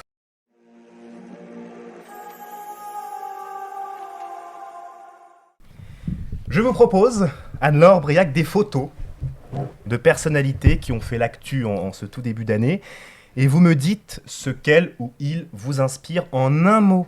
En bref, quoi, hein, c'est le titre de cette chronique. La liste de personnalités, et on commence par monsieur Gabriel Attal, qui est devenu donc Premier ministre il y a 2 semaines maintenant. Anne-Laure, un mot, très bref. Jeune. Jeune. Je pensais direct ça. Espoir. Espoir. Il représente un espoir pour toi. Bah écoutez, moi j'aimerais bien y croire. J'aimerais bien me dire que pour une fois, on va avoir un Premier ministre qui va prendre franchement les choses en main. Ouais. J'ai foi en lui. Il est jeune, il est dynamique. Non mais je sais Gabriel, pas, une je sais réaction, pas, je sais pas. Moi je pose là. Voilà, je pense que voilà, faut avoir foi en lui. Que bon, effectivement, ça fait peut-être pas très longtemps, mais honnêtement, voilà, moi je pense qu'il peut représenter un espoir. Bien sûr, on espère en tout cas. Deuxième photo, Sandrine Rousseau. Anne-Laure. Je sais pas, j'ai pas de mots qui viennent en tête. Je suis perplexe là. Perplexe. Ouais. Perplexe. Perplexe. Parfait. Briac. Moi je dirais. Ah, j'ai beaucoup de mots. Surtout un truc où je vais pas me faire griller. C'est dit. Non mais j'essaie de trouver un mot qui va bien. Je me dépêche, excusez-moi. Dans le live aussi, on réagit à un mot. N'hésitez pas, on fera une synthèse tout à l'heure avec la télé. Bon allez, hypocrisie. Oula, hypocrisie. C'est dur. Pourquoi ça? C'est dur. Oh, je m'y attendais pas. Non, parce que moi je trouve que Sandrine Rousseau propose beaucoup de choses mais ne fait rien. Je sais pas, mais moi quand je la vois, quand elle parle, j'ai l'impression que elle est tout le temps dans cette haine de tout ce qui est un peu à droite, alors que on devrait justement parler, se mettre d'accord, enfin tout comme le dialogue. Et je trouve que Sandrine Rousseau est... Après, j'espère me tromper, parce que j'avoue que j'ai une vision biaisée de la chose, et j'espère que voilà, elle arrivera à s'entendre avec ces gens-là. On va mettre cette année sous le signe de l'espérance. Yeah. Voilà. C'est ça. Notre maître mot. Jordan Bardella. Bon. All right. Personnellement, Mon accent pourri d'anglais. Anne-Laure. peur. Peur. Ouais. Stylé. Stylé. On fait beaucoup de liens avec Gabriel Attal sur la jeunesse, Ouais. sur Ouais. voilà. On pense à l'avenir. Les deux pourraient se retrouver dans de grandes échéances un jour peut-être. Ouais. On verra bien. Hein. On verra bien qui gagne. On verra Voilà, bien qui c'est ça. gagnera. 4e photo. Oh. Rachida Dati, notre nouvelle ministre de la Culture. Briac. Alterné. Je peux. T'as un mot Non, toi vas-y. Oui, j'en ai un, mais. Ouais. Non, vas-y. Ouais, bon, d'accord. Hypocrite. Hypocrite. Oui, parce que comme j'ai dit. Pour les mêmes raisons que Sandrine Rousseau. Ah ou non, pour pas du tout. d'autres- Ah oui. Non, pas du tout. Non, parce que elle a expliqué qu'elle voulait pas faire partie du gouvernement Macron, que Macron c'est les droites, les gauches. Puis on la retrouve ministre de la Culture. Bon, c'est un peu. Ouais. Voilà. Je sens ton regard assassin. Non, mais bon, et puis surtout, non, mais c'est curieux. Voilà, Ouais. on va mettre ça sur le signe de la curiosité. Après, on verra ce que ça donne. Mais bon, Anne-Laure. Moi, j'aurais dit confusion, peut-être. Confusion. Ouais. Confus. Je sais pas. Non, on va dire les coulisses parce que c'est une émission fraternelle. Il y a notre ami Gabriel qui va intervenir dans quelques instants, qui vient de se renverser de la grenadine sur sa cravate, sa chemise. La Légion d'honneur. C'est ça. Bien Ouais. visible en plus. C'est le qui rajoute. Mais c'est pas grave. C'est un cercle de bienveillance, bien évidemment. 5e photo. Fabien Roussel, dirigeant du Parti communiste français. Briac. Ça fait longtemps. Là encore. J'ai le droit de réutiliser un mot que j'ai déjà utilisé. Bah oui, liberté. Ouais, moi je dirais espérance aussi. Espérance. Ouais. Ah, espérance. Ouais, parce que, enfin, du moins, je trouve que Fabien Roussel représente un peu cette nouvelle mouvance communiste qui s'affiche, qui n'a pas peur d'ailleurs de l'être, qui, pour certains aspects, je suis assez d'accord avec lui. Bon, pour d'autres moins, mais comme avec Jordan Bardella, hein, évidemment.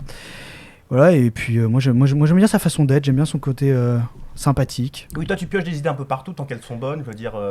Mais honnêtement, ça serait moi. Je ferais quelque chose. Ça des idées de droite comme de gauche. Parce qu'honnêtement, tout le monde a de bonnes idées. Il y a personne qui a que des idées. Enfin, je trouve pas qu'il y a un parti qui a vraiment des. Tu serais pas un peu macroniste sur les bornes, hein? Je pense juste ça. Non. Ah bah si macroniste c'est une insulte aujourd'hui. Bon. Non, je suis un peu extrémiste. Oui, non, mais moi je sais pas. Moi je trouve que actuellement droite comme gauche, ils ont de bonnes idées. Tout le monde, à mon avis, je trouve ça un peu simple de dire que tout le monde a tort. Voilà. Alors, je pense qu'il faut pas invisibiliser, parce que à ce moment-là, ça devient dangereux, sauf quand c'est dans l'illégalité. Mais pour Fabien Roussel, j'aurais dit plutôt mouvement. Mouvement. Oui. Je sais pas, il me. Oui. Ouais.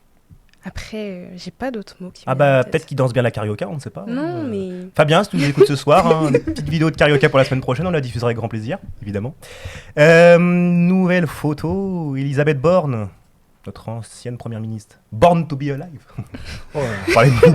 Elle a été beaucoup trop faite cette blague, je suis désolé. On parlait de danse, j'étais obligé. Alors. Non. Ouais, toi aussi. J'arrive.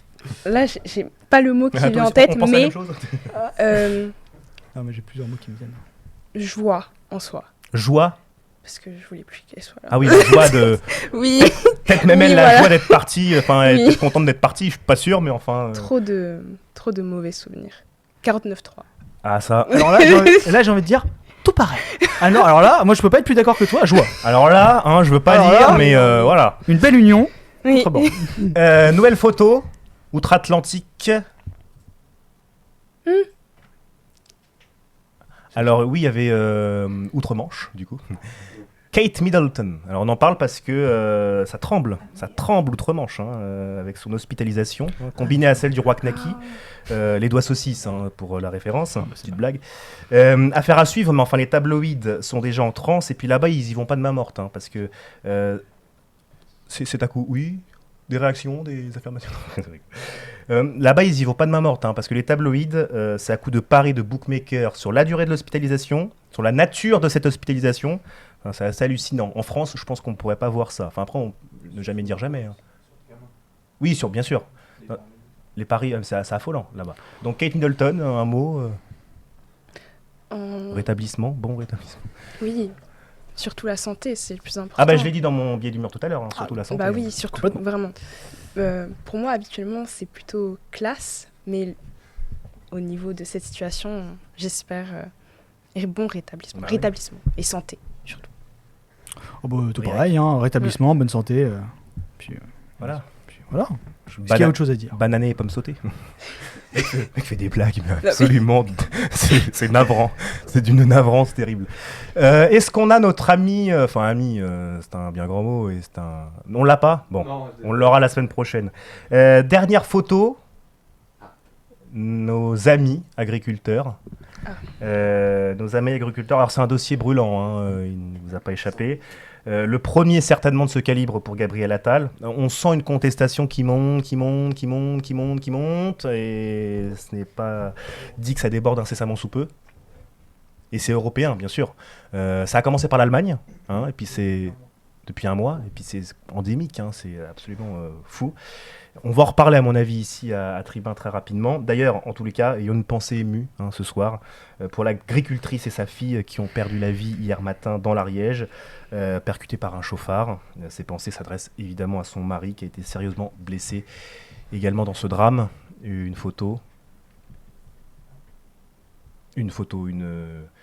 réaction. Ah pardon, excusez-moi. Oui. Non, mais...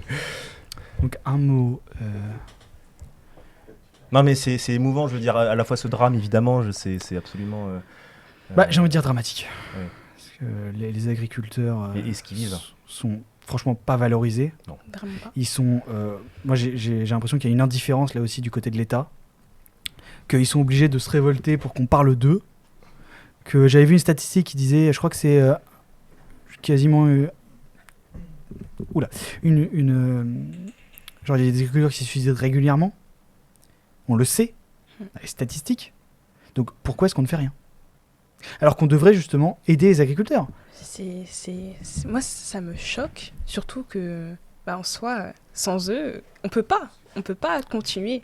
Les agriculteurs sont nécessaires. On peut en faisant de l'importation. Oui, de mais l'étranger. l'importation, c'est la dépendance, Ah oui, mais- rien Mais du sauf tout. que c'est la seule alternative. Si on n'a plus d'agriculteurs, c'est l'alternative. Oui, c'est ça. Mais C'est pas une bonne alternative. dépendance, pour moi, ça veut dire incertitude. Ouais. Et c'est trop dangereux, trop risqué. Mais à mon avis, on va en reparler très prochainement. Il y a plein de sujets à chaque fois depuis tout à l'heure. Je dis on va en reparler, mais c'est tellement des sujets brûlants à chaque fois. Agriculture. L'année 2024 va être, à mon avis, très tendue. Sans transition, il est l'heure, mon senior, d'accueillir le couteau suisse de cette émission, Gabriel.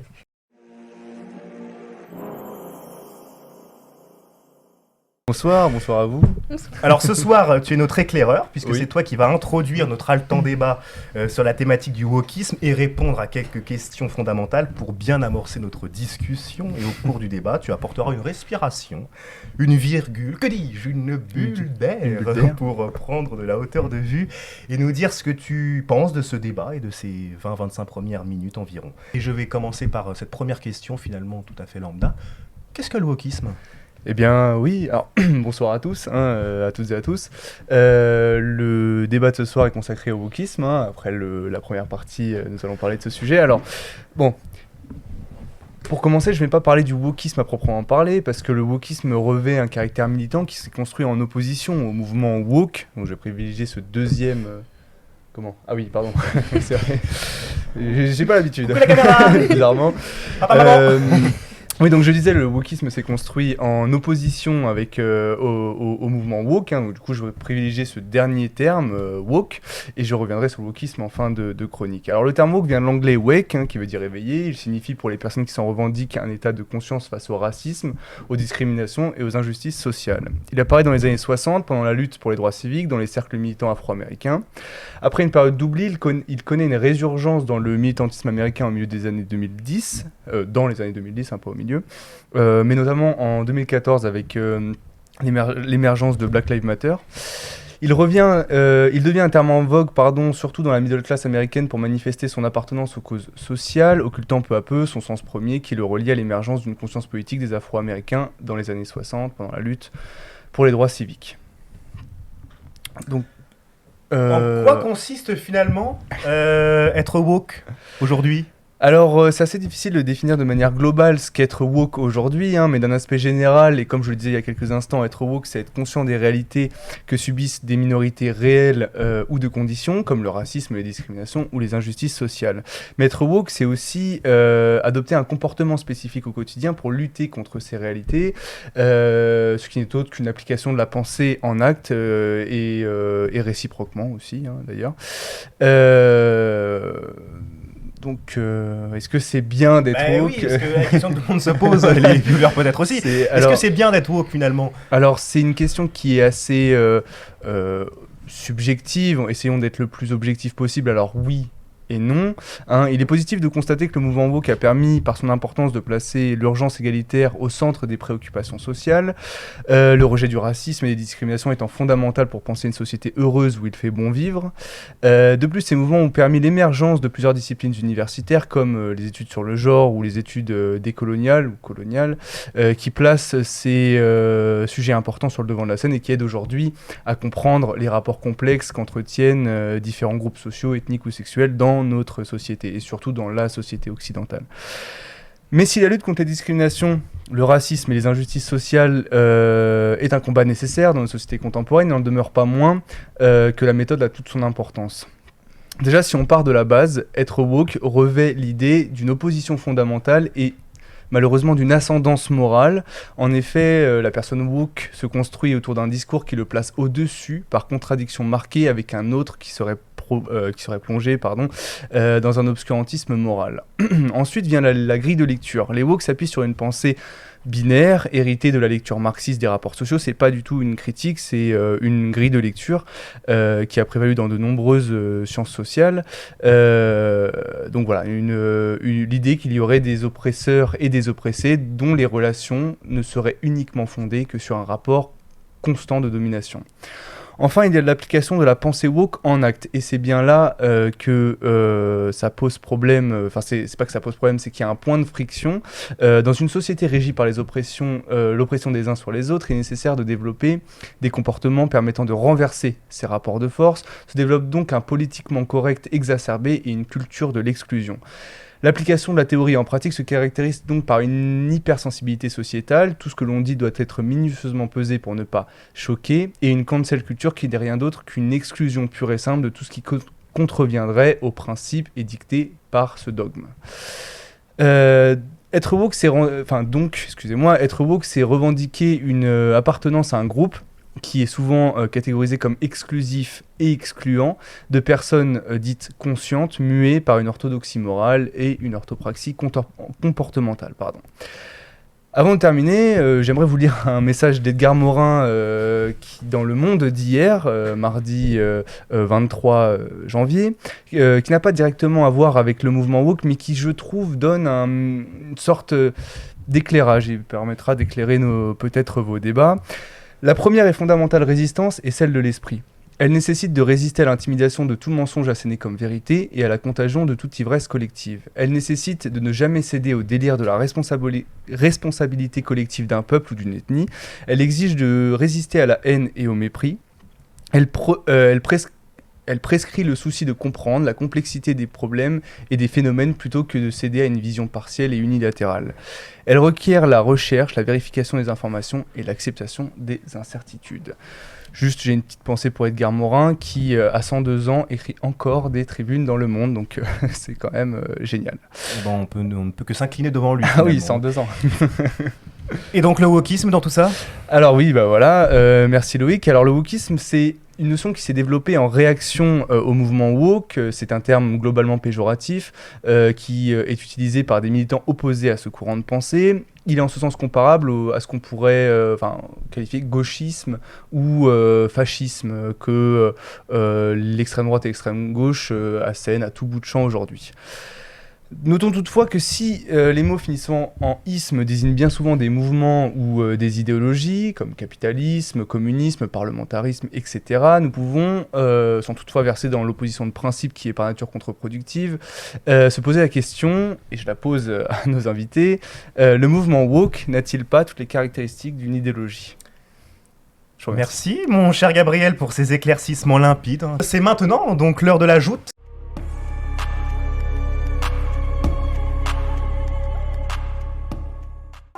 Anne-Laure Briac, rebondissons tout de suite sur la question que nous a posée Gabriel. Le mouvement woke n'a-t-il finalement pas toutes les caractéristiques d'une idéologie ? Question qui introduit donc ce débat de ce soir.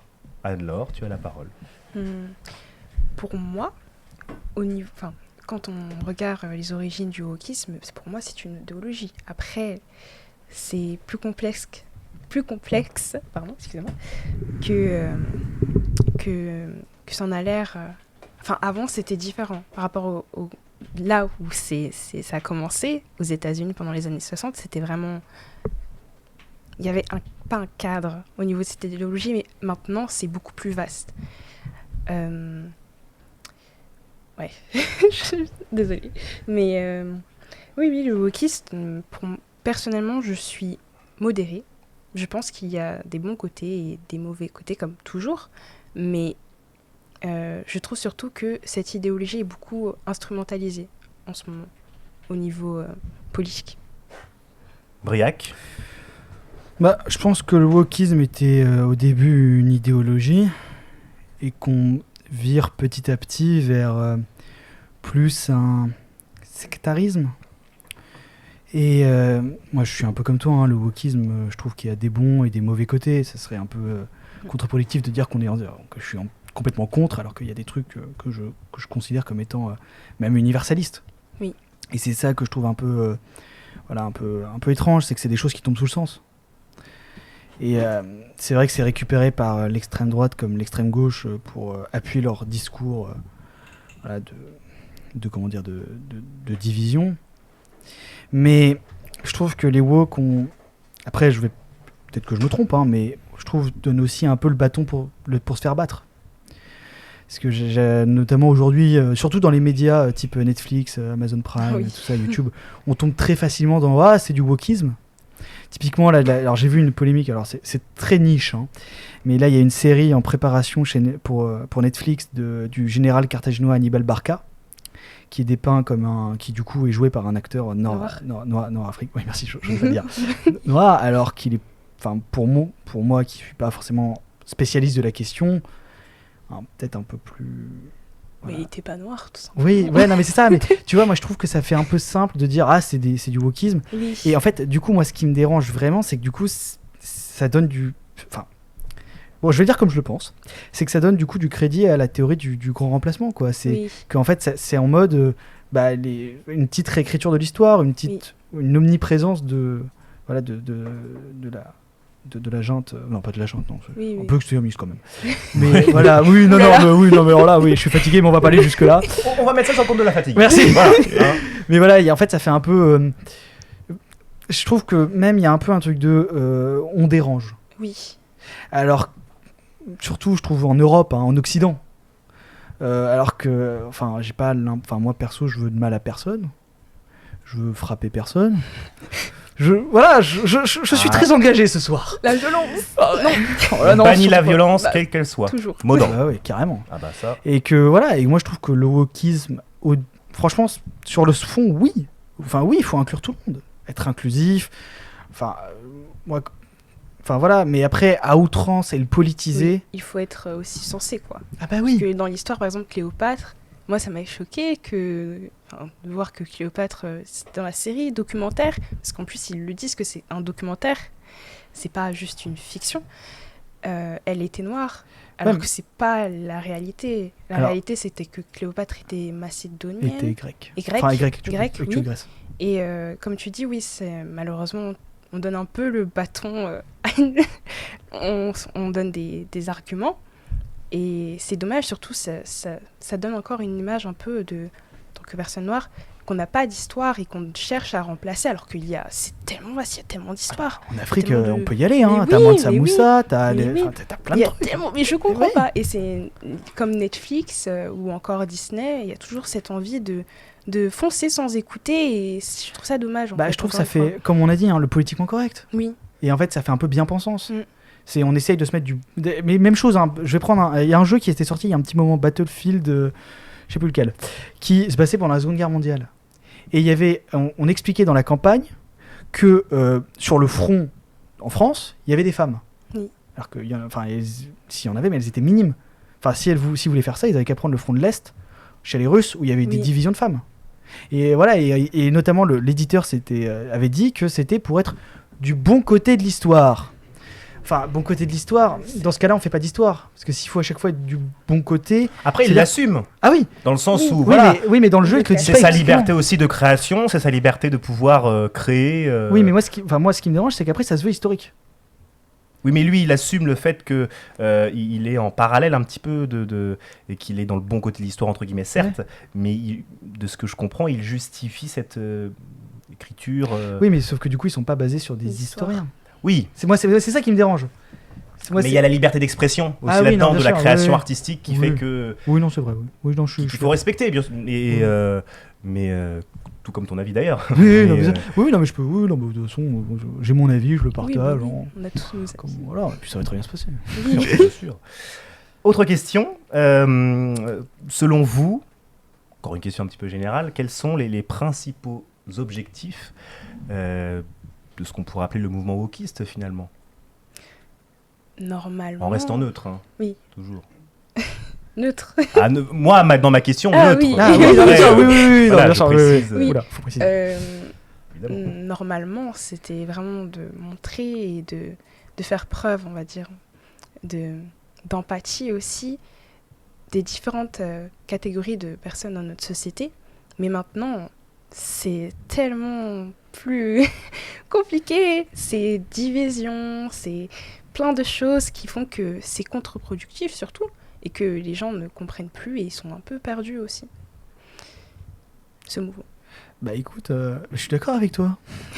Non, mais c'est vrai que moi je trouve qu'il y a un peu enfin, il y a clairement une division entre ceux qui sont pour et ceux qui sont contre, que les deux camps restent sur l'opposition, ils ne veulent surtout pas admettre que l'autre a raison, peut-être pour paraître justement supérieur aux autres, pour montrer que nous on a raison. Alors que moi comme je dis, moi le mouvement woke, au début j'étais vraiment contre, et au moment où j'ai commencé à un peu m'intéresser à la question et à regarder, c'est un peu comme l'immigration, on peut pas être 100% pour et 100% contre. Il y aura toujours des choses où on se dira, ils ont raison. Typiquement, moi je trouve que, après, bon, c'est peut-être un raccourci, mais typiquement inclure dans la vie un peu comment dirais-je, cinématographique, les LGBT, en vrai, pourquoi pas. Mais tu vois, je trouve que typiquement Disney, qui sort un film qui se veut typiquement inclusif parce qu'ils ont un personnage homosexuel qui dure 2 minutes. Enfin, ça c'est contre-productif et ça ne dessert pas la cause. Ça aide pas du tout.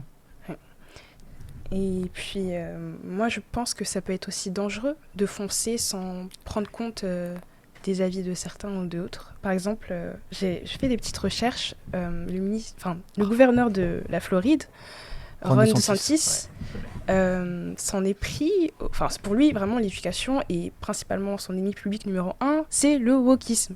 Sauf que il y a des limites un peu, surtout quand on sait qu'il veut invisibiliser ou plutôt faire reculer petit à petit une partie de l'histoire de l'esclavage et veut faire en sorte que dans certains plutôt dans le cursus, qu'on fasse passer l'esclavage, ou plutôt, l'esclavage, comme bénéfique pour les esclaves, parce qu'ils ont appris, et que c'était pas que ça. Sauf que là, c'est un peu... c'est compliqué. J'ai envie de répondre du coup sur DeSantis. Je trouve que DeSantis, c'est un peu la minorité républicaine États-Unis ultra conservatrice. Ultra vraiment machin, et vraiment ces gens-là ne sont pas pour le dialogue, d'ailleurs j'ai vu qu'ils avaient mis justement pour endiguer sa réponse, pour essayer de faire en sorte à ce qu'il y ait moins de wokisme chez Disney, ils ont fait des sanctions économiques. C'est n'importe quoi.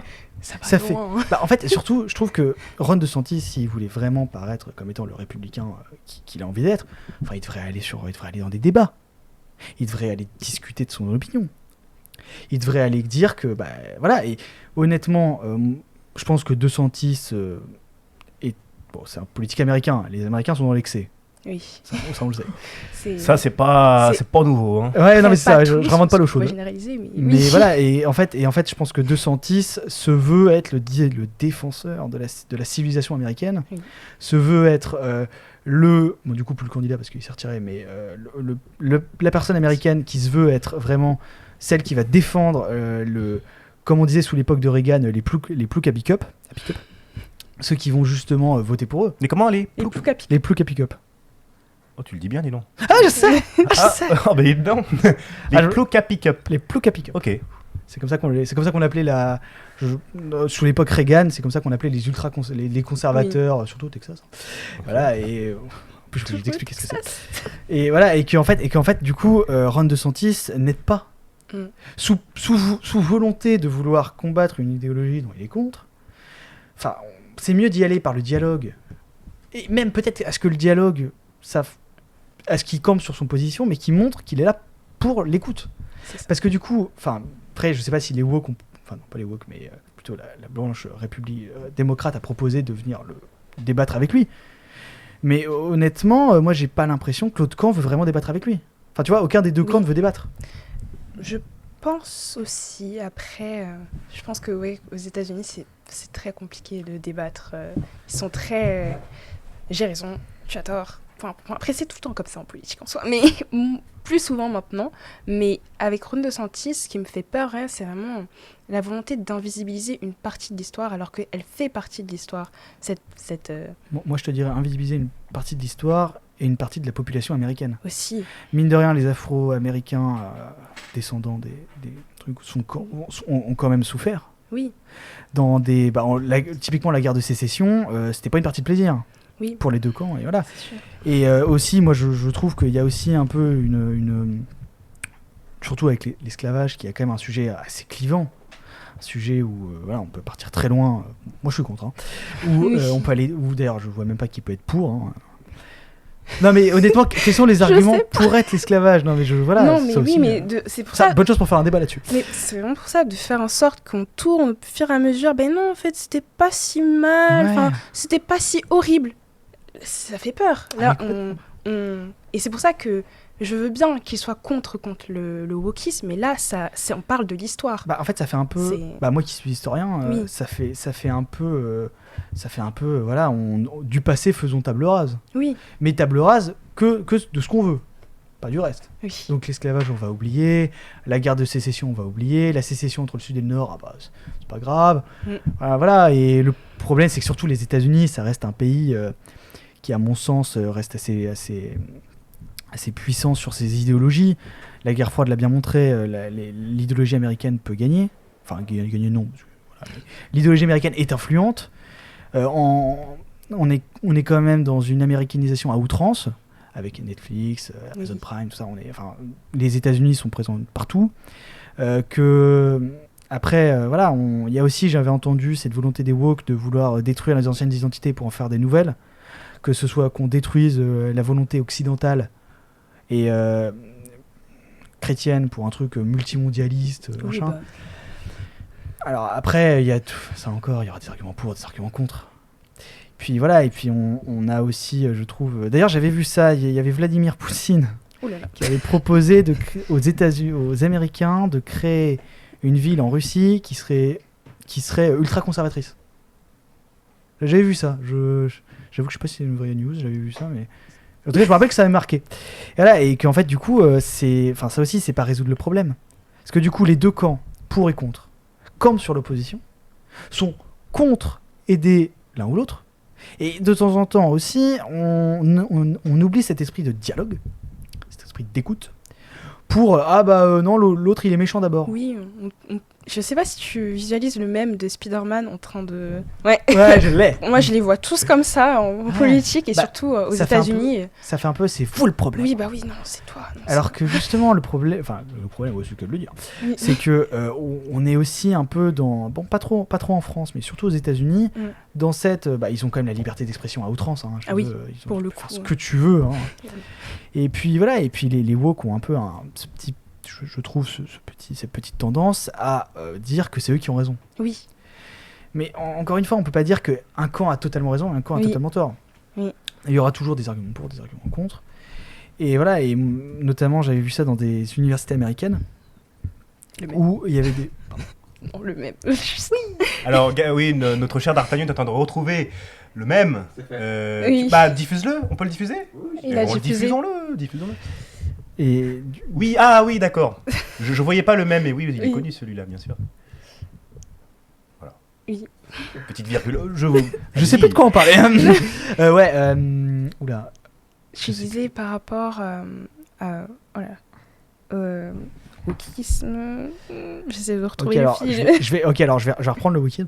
Peut-être que je vais me répéter. Hein. Mais le wokisme, je trouve, a un peu cette volonté d'être omniprésent. Oui. À être un peu trop dans le nous on est dedans, nous on a raison.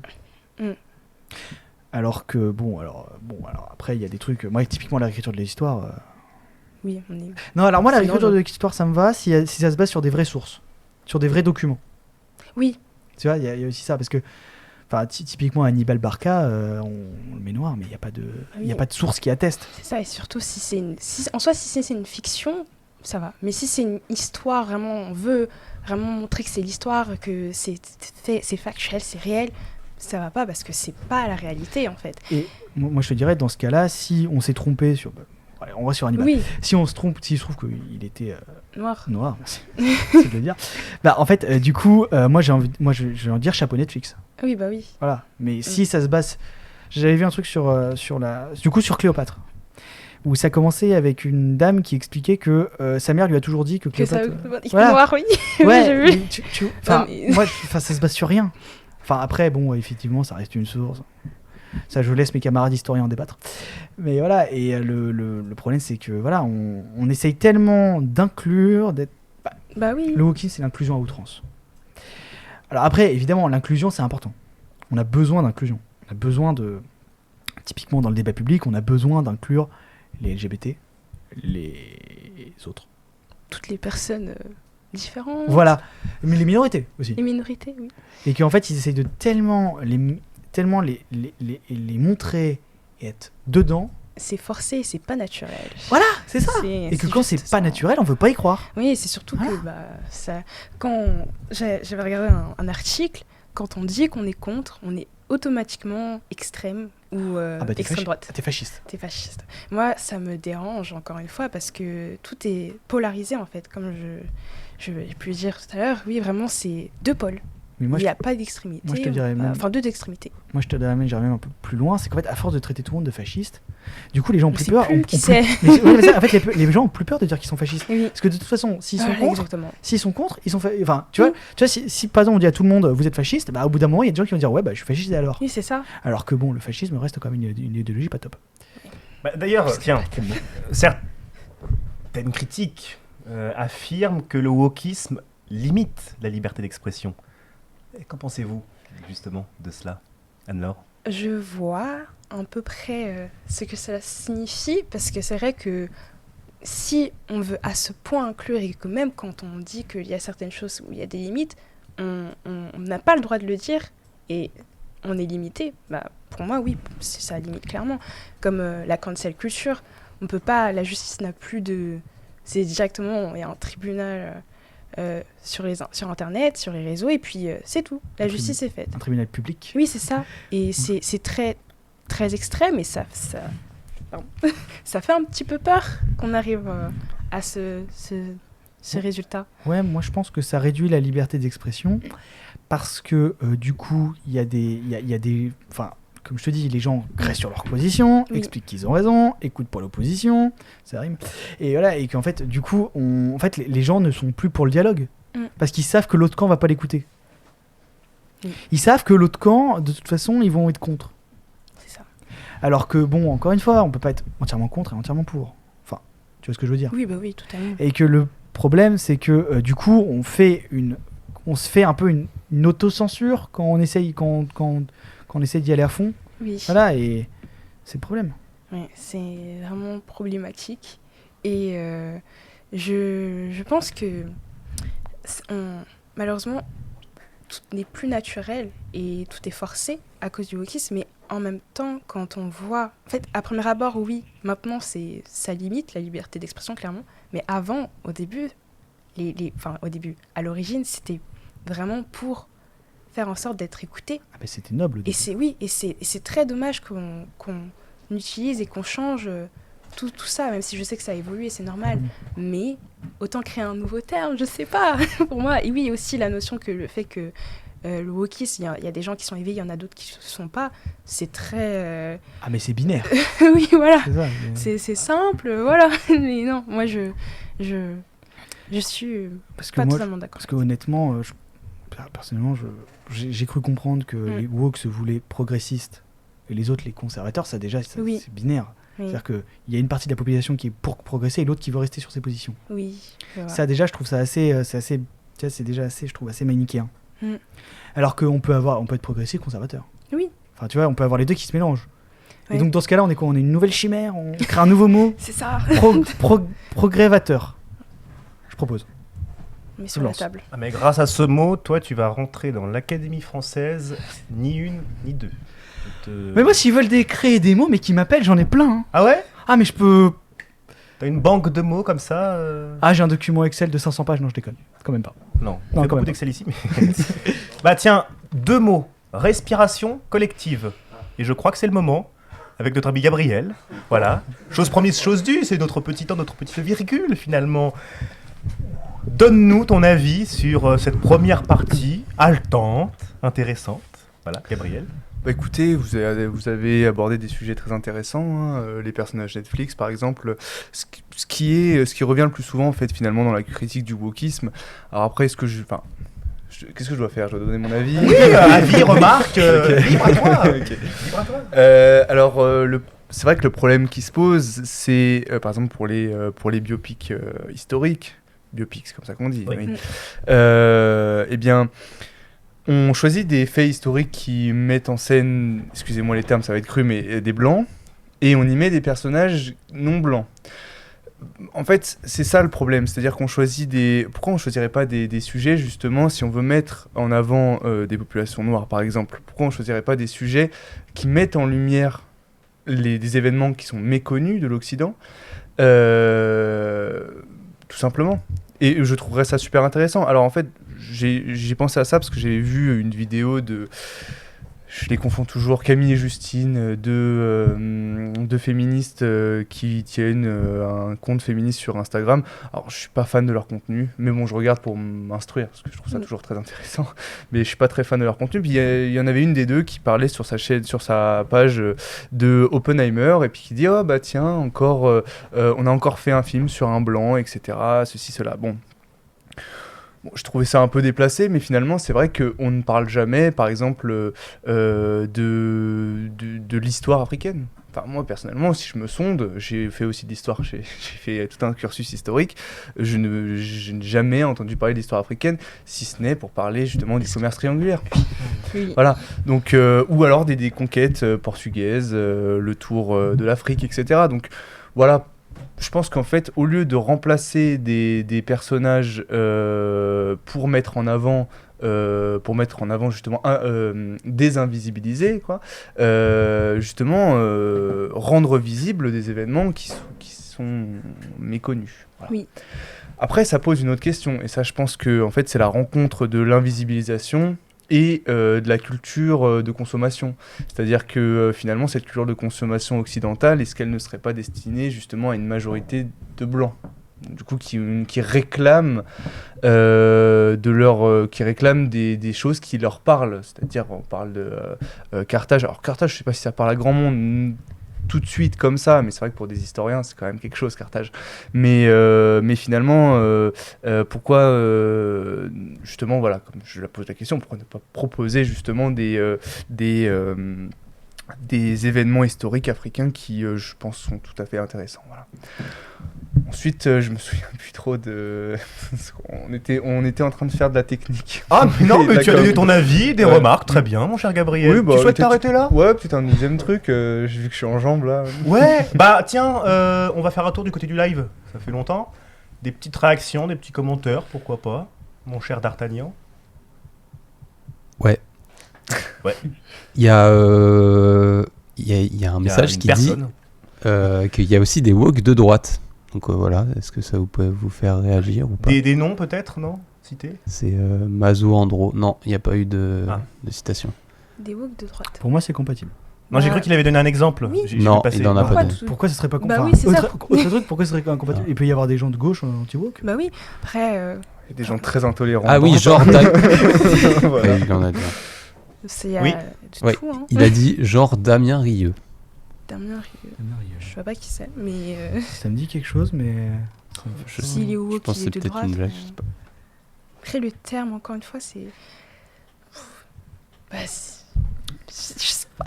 Ouais, mais encore une fois, c'est un peu progressiste contre conservateur. Oui, c'est ça, tu peux être les deux, quoi. Tu peux être contre certaines idées et vouloir pour autant le progrès, enfin Ouais, plutôt c'est pas ça. le progrès, mais vouloir inclure plus de personnes. Ouais, c'est ça. Et c'est normal. Bah, c'est... tiens d'ailleurs, si je peux recentrer le débat, Oui. finalement. Ah, carrément.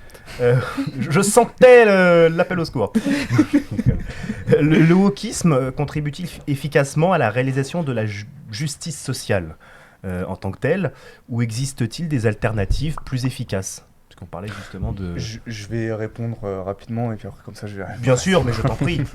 Excusez-moi, comme ça je fais un Bien petit... sûr, voilà. Par rapport à la justice sociale et au wokisme, finalement, je pense que c'est complètement vain de chercher la justice sociale dans le wokisme pour la simple et bonne raison que on ne prend pas l'égalité comme fondement en fait de cette recherche de justice sociale, parce que l'égalité supposerait qu'on ramène au même niveau des populations qui sont dites oppressées au niveau des populations dites oppresseurs. Mais justement, cette grille de lecture, elle induit finalement un désirable et un indésirable, ou plutôt un néo-désirable et un néo-indésirable, qui finalement n'est que la réciproque du premier. je m'en mêle un petit peu.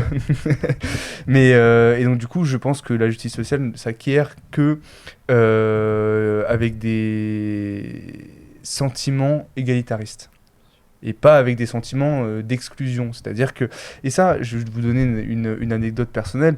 J'en retire pas de ressentiment, c'est juste une expérience personnelle. C'est-à-dire que j'ai fait mes études à la Sorbonne, Paris 1, donc L1, L2, L3, M1, M2 aussi, mais L1, L2, ça a de l'importance parce que j'étais à Tolbiac. Bon. Tolbiac, foyer de contestation, très identifié à l'extrême gauche, etc.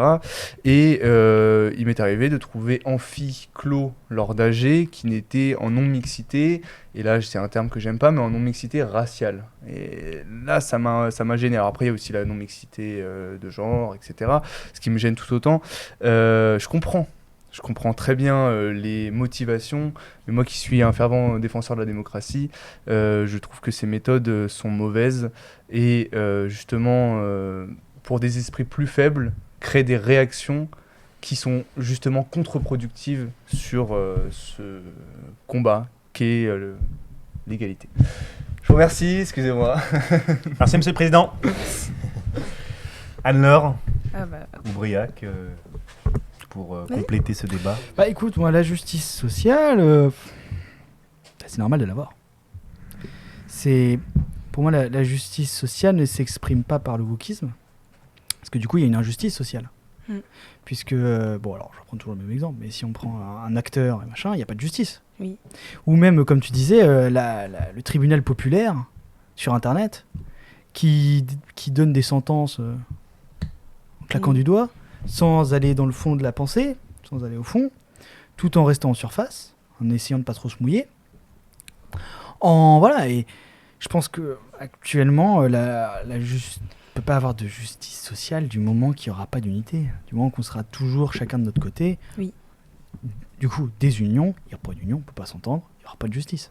C'est ça exactement, et qu'on cherche toujours à vouloir évincer une partie de la population qui n'est pas éveillée.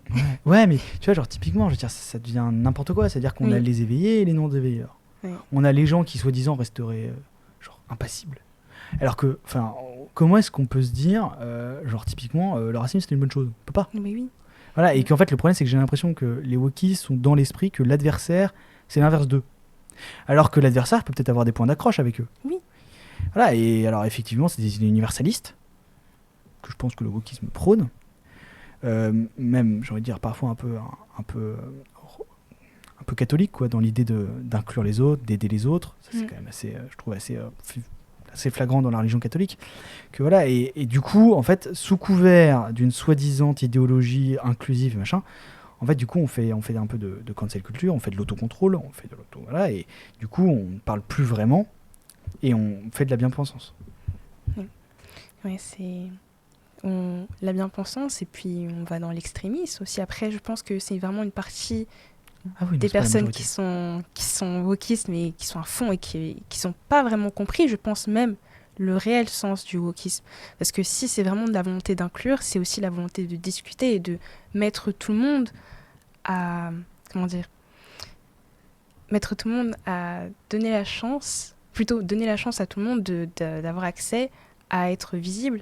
Mais...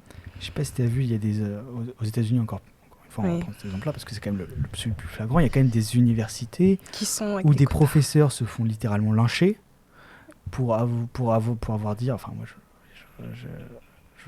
il y avait un professeur qui une fois avait dit avait exposé des faits que c'était. Je sais plus, mais je me rappelle qu'il s'était fait boycotter, genre il était plus invité nulle part, voilà, parce qu'il a tenu des propos pas corrects. Quand ça plaît pas, on veut directement... on censure. On censure. Ça fait un peu police de la pensée. Oui, c'est ça. Parce que du coup, on censure tout ce qui va pas, on se dit que l'adversaire est l'ennemi, alors que l'adversaire peut aussi peut-être être un sympathisant. Enfin voilà, moi je pense que faut pas rester... Pardon, excuse-moi, Non, c'est moi. Surtout si on est plutôt dans la volonté de directement dire que l'adversaire a tort, et pas plutôt la volonté de faire un échange et de aussi de montrer que oui, là, peut-être qu'il faudrait un peu plus d'empathie et de compréhension sur cette partie de la population. Mais non, c'est pas comme ça. Surtout aux États-Unis, dans le cadre de l'université, et plutôt, moi, ça me révolte un peu parce que je pense que ça va un peu trop loin. Enfin, ça va trop loin, clairement. Comme ils vont trop loin, en fait, du coup, la cause n'est pas desservie. Parce Oui. que du coup, les gens d'extrême droite vont reprendre ça pour dire ah bah regardez, les wokistes ils laissent pas la parole, ils laissent pas la liberté d'expression. Oui. Et du coup, les wokistes utilisent ça à leur compte aussi. Donc en fait, ça fait un peu un cercle vicieux Oui, c'est ça. où chacun se renvoie la balle en disant ah bah l'autre est contre le débat. Oui, voilà. Donc en fait, du coup, on n'avance pas et en fait, du coup, on n'arrive pas à avoir de la justice sociale parce que déjà les deux parties n'arrivent pas à s'entendre, n'arrivent pas à se mettre d'accord.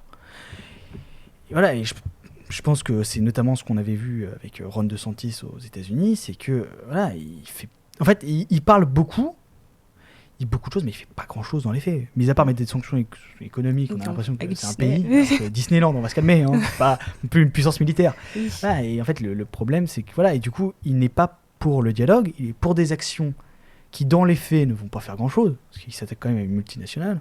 Enfin, Disney, c'est quand même énorme. Et puis même, de temps en temps, tu sais, avant les Disney, maintenant sur Disney+, t'as un petit carton pour t'expliquer que c'était un autre temps.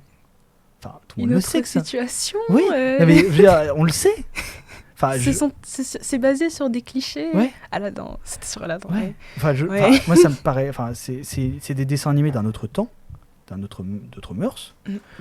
Quand on le sait. Enfin, moi, tu vas me dire ce que t'en penses, mais je trouve pas ça choquant. Je pense que peut-être ces petits messages s'adressent surtout à la nouvelle génération qui est beaucoup plus binaire. Ouais, bien sûr. Tort, raison. C'est parce que c'est aussi, encore une fois, je reviens sur les réseaux sociaux, c'est à cause de ça qu'on arrive à ce stade-là où c'est une pensée binaire, où c'est un seul sens et c'est tout, il n'y a pas de dialogue, il n'y a pas forcément une volonté de plus rechercher. C'est peut-être pour ça qu'ils ont mis ce genre de message, même si qu'on peut dire que ouais, ça devrait être logique, mais... Après, si on est avec les réseaux sociaux, là aussi, il y a beaucoup de choses à dire. Ah, non, Quand mais tu regardes c'est le TikTok, débat. enfin, TikTok, c'est quand même fait pour que tu restes. Ah oui. Donc si je commence à regarder des trucs wokistes, tu vas finir par tomber que sur des trucs wokistes. Ou si tu l'algorithme. regardes des trucs conservateurs, tu vas finir ultra conservateur. Oui. En fait, ça crée, du coup, chacun pense que lui, il est dans le vrai, parce qu'il se dit ah bah tout le monde est d'accord, alors que de temps en temps, tu regardes majoritairement sur Internet, c'est pas tout blanc ou tout noir, c'est toujours une teinte de Oui. gris. Oui, exactement. Moi, je m'amuse souvent sur YouTube à regarder des vidéos qui sont complètement contre ce que je pense. Et je vois à quel point on peut vite tomber dans une matrix très très rapidement. Et l'algorithme est très puissant. Ah bah oui. Donc c'est pour ça aussi qu'on peut très vite arriver à des extrêmes. Mais parce que ça marche, parce qu'il faut que les gens reviennent. Oui. Il faut... Parce que le but, c'est de créer du sensationnel. Oui.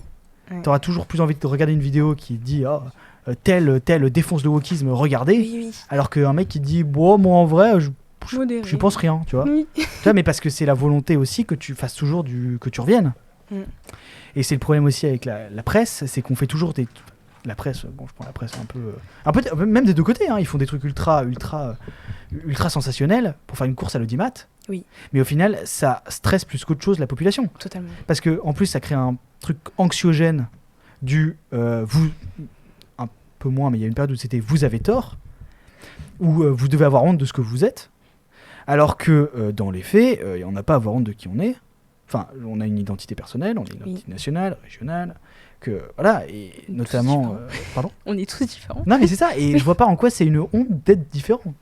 Dans le fait où, de toute façon, quoi qu'il arrive, on sera tous différents. Alors, pourquoi vouloir le wokisme qui, du coup, est pour l'inclusion à outrance ? Enfin, plutôt de l'inclusion politique. Oui. Vouloir récupérer tous les combats. Enfin, la politique, c'est pas binaire, quoi. Enfin, moi, c'est comme ça que je le ressens. Il n'y a pas de bien ou de mal. Voilà. Et du coup, le wokisme pose cette question pour la politique de où est-ce qu'on veut nous emmener. D'ailleurs, pour rebondir sur tes propos, et c'est la dernière question que je vous poserai ce soir, faut-il intégrer des perspectives wokistes, finalement, dans l'éducation, ou cela risque-t-il de biaiser quelque peu l'enseignement ?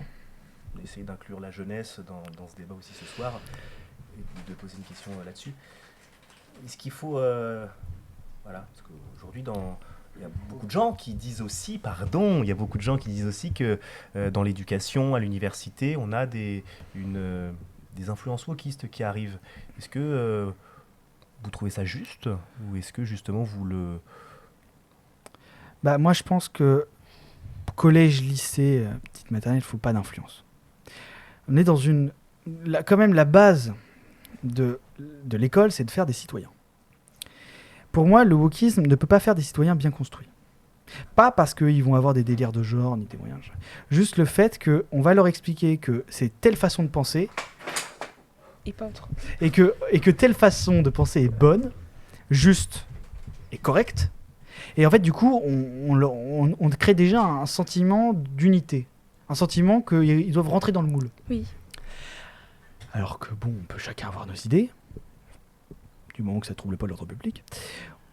Moi, du moins, à Gustave Eiffel, j'avoue que je ressens pas non plus une pression woke. Hein. Après, je sais pas non plus, je sais pas ce que tu en penses, puisqu'on est tous les deux, on n'est pas non plus assaillis de messages en disant machin, ouais, genre. Pense comme ça. Ouais, pense comme ça. Enfin, j'ai pas l'impression. Et je pense que, d'ailleurs, encore une fois, Tribun est une bonne occasion de montrer qu'on peut tous avoir des idées différentes, qu'on peut s'entendre. Voilà, et moi, du moins, à l'université, j'ai pas l'impression qu'il y a un truc du genre telle façon de penser est bonne, machin, ou. Voilà, et on va voir ce que ça va donner avec le temps, mais après, encore une fois, aux États-Unis, c'est extrémiste, hein, encore une fois, donc eux, c'est ultra polarisé. Oui, eux, c'est vraiment... Leur situation est très compliquée. J'espère qu'il y aura encore Enfin, j'ai encore un petit peu espoir pour eux, mais en tout cas, en France, pour moi, je pense qu'on est déjà... On n'est pas wokiste, mais l'éducation est bien. Bien sûr, il y a toujours des petits bémols et tout, des choses... Il y aura toujours des choses. Mais au niveau de l'inclusion, je pense qu'on est quand même bien placé.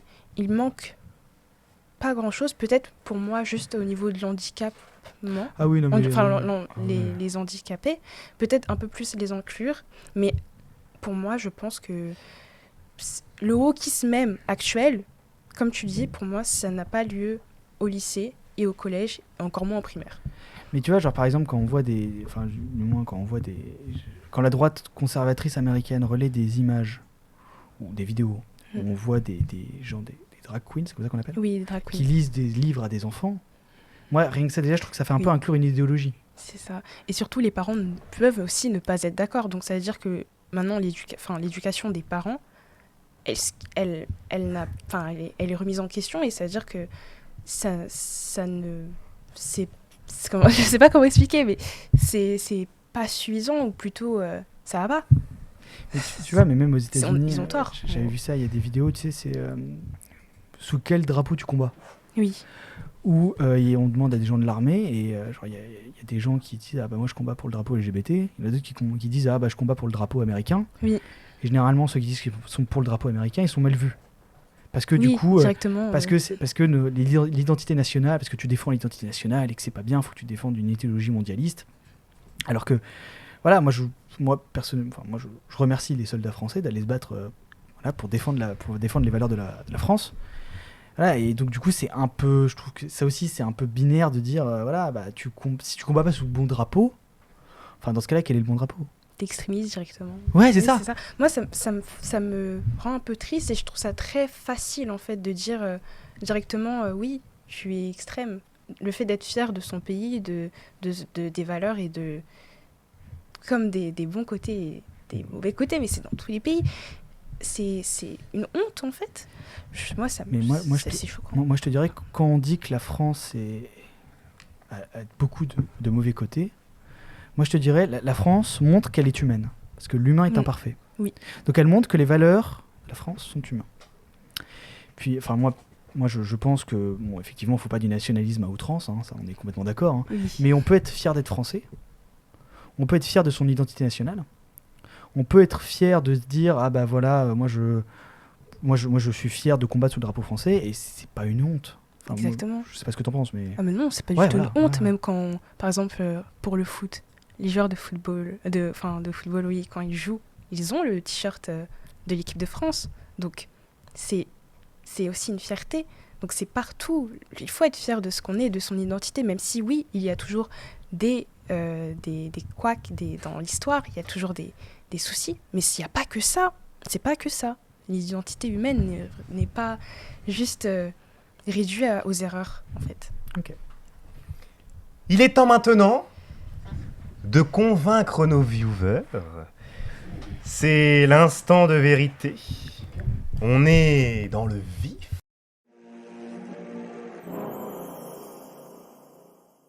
Une minute et pas une seconde de plus pour remporter les suffrages du peuple, seul juge ce soir, et ainsi gagner finalement toute notre estime, et c'est déjà beaucoup, hein. Pas que évidemment, le titre de tribun de la semaine.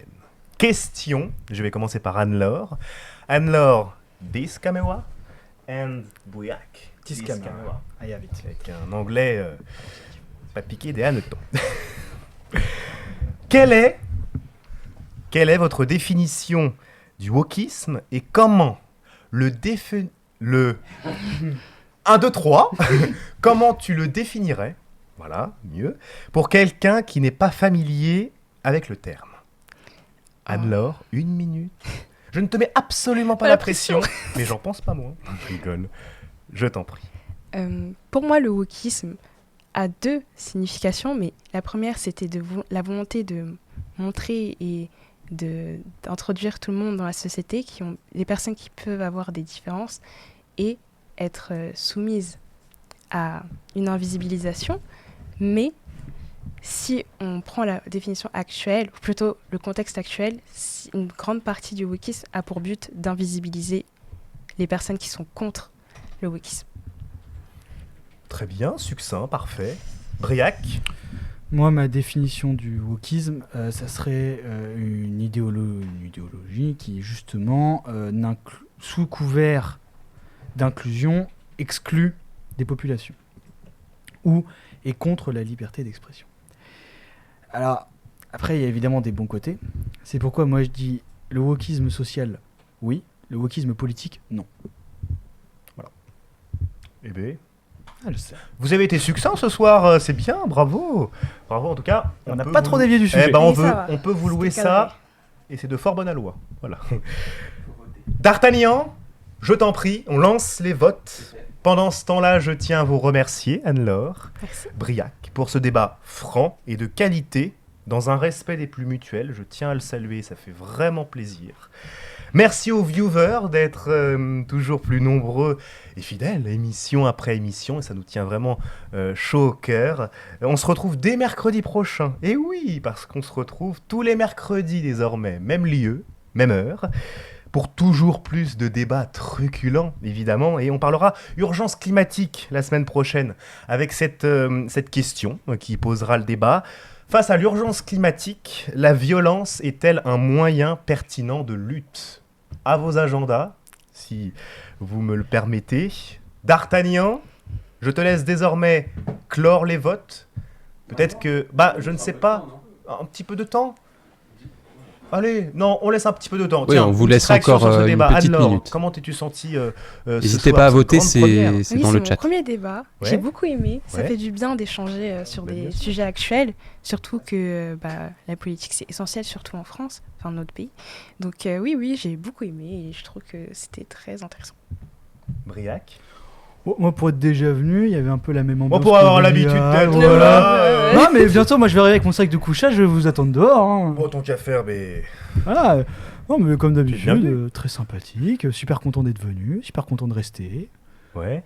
On va pas aller se battre dehors. Non, finalement, c'est cool. Oui. Non, et cette fois, j'aurai surtout pas. Et cette fois, j'aurai le tribun de la semaine. Réponse, D'Artagnan?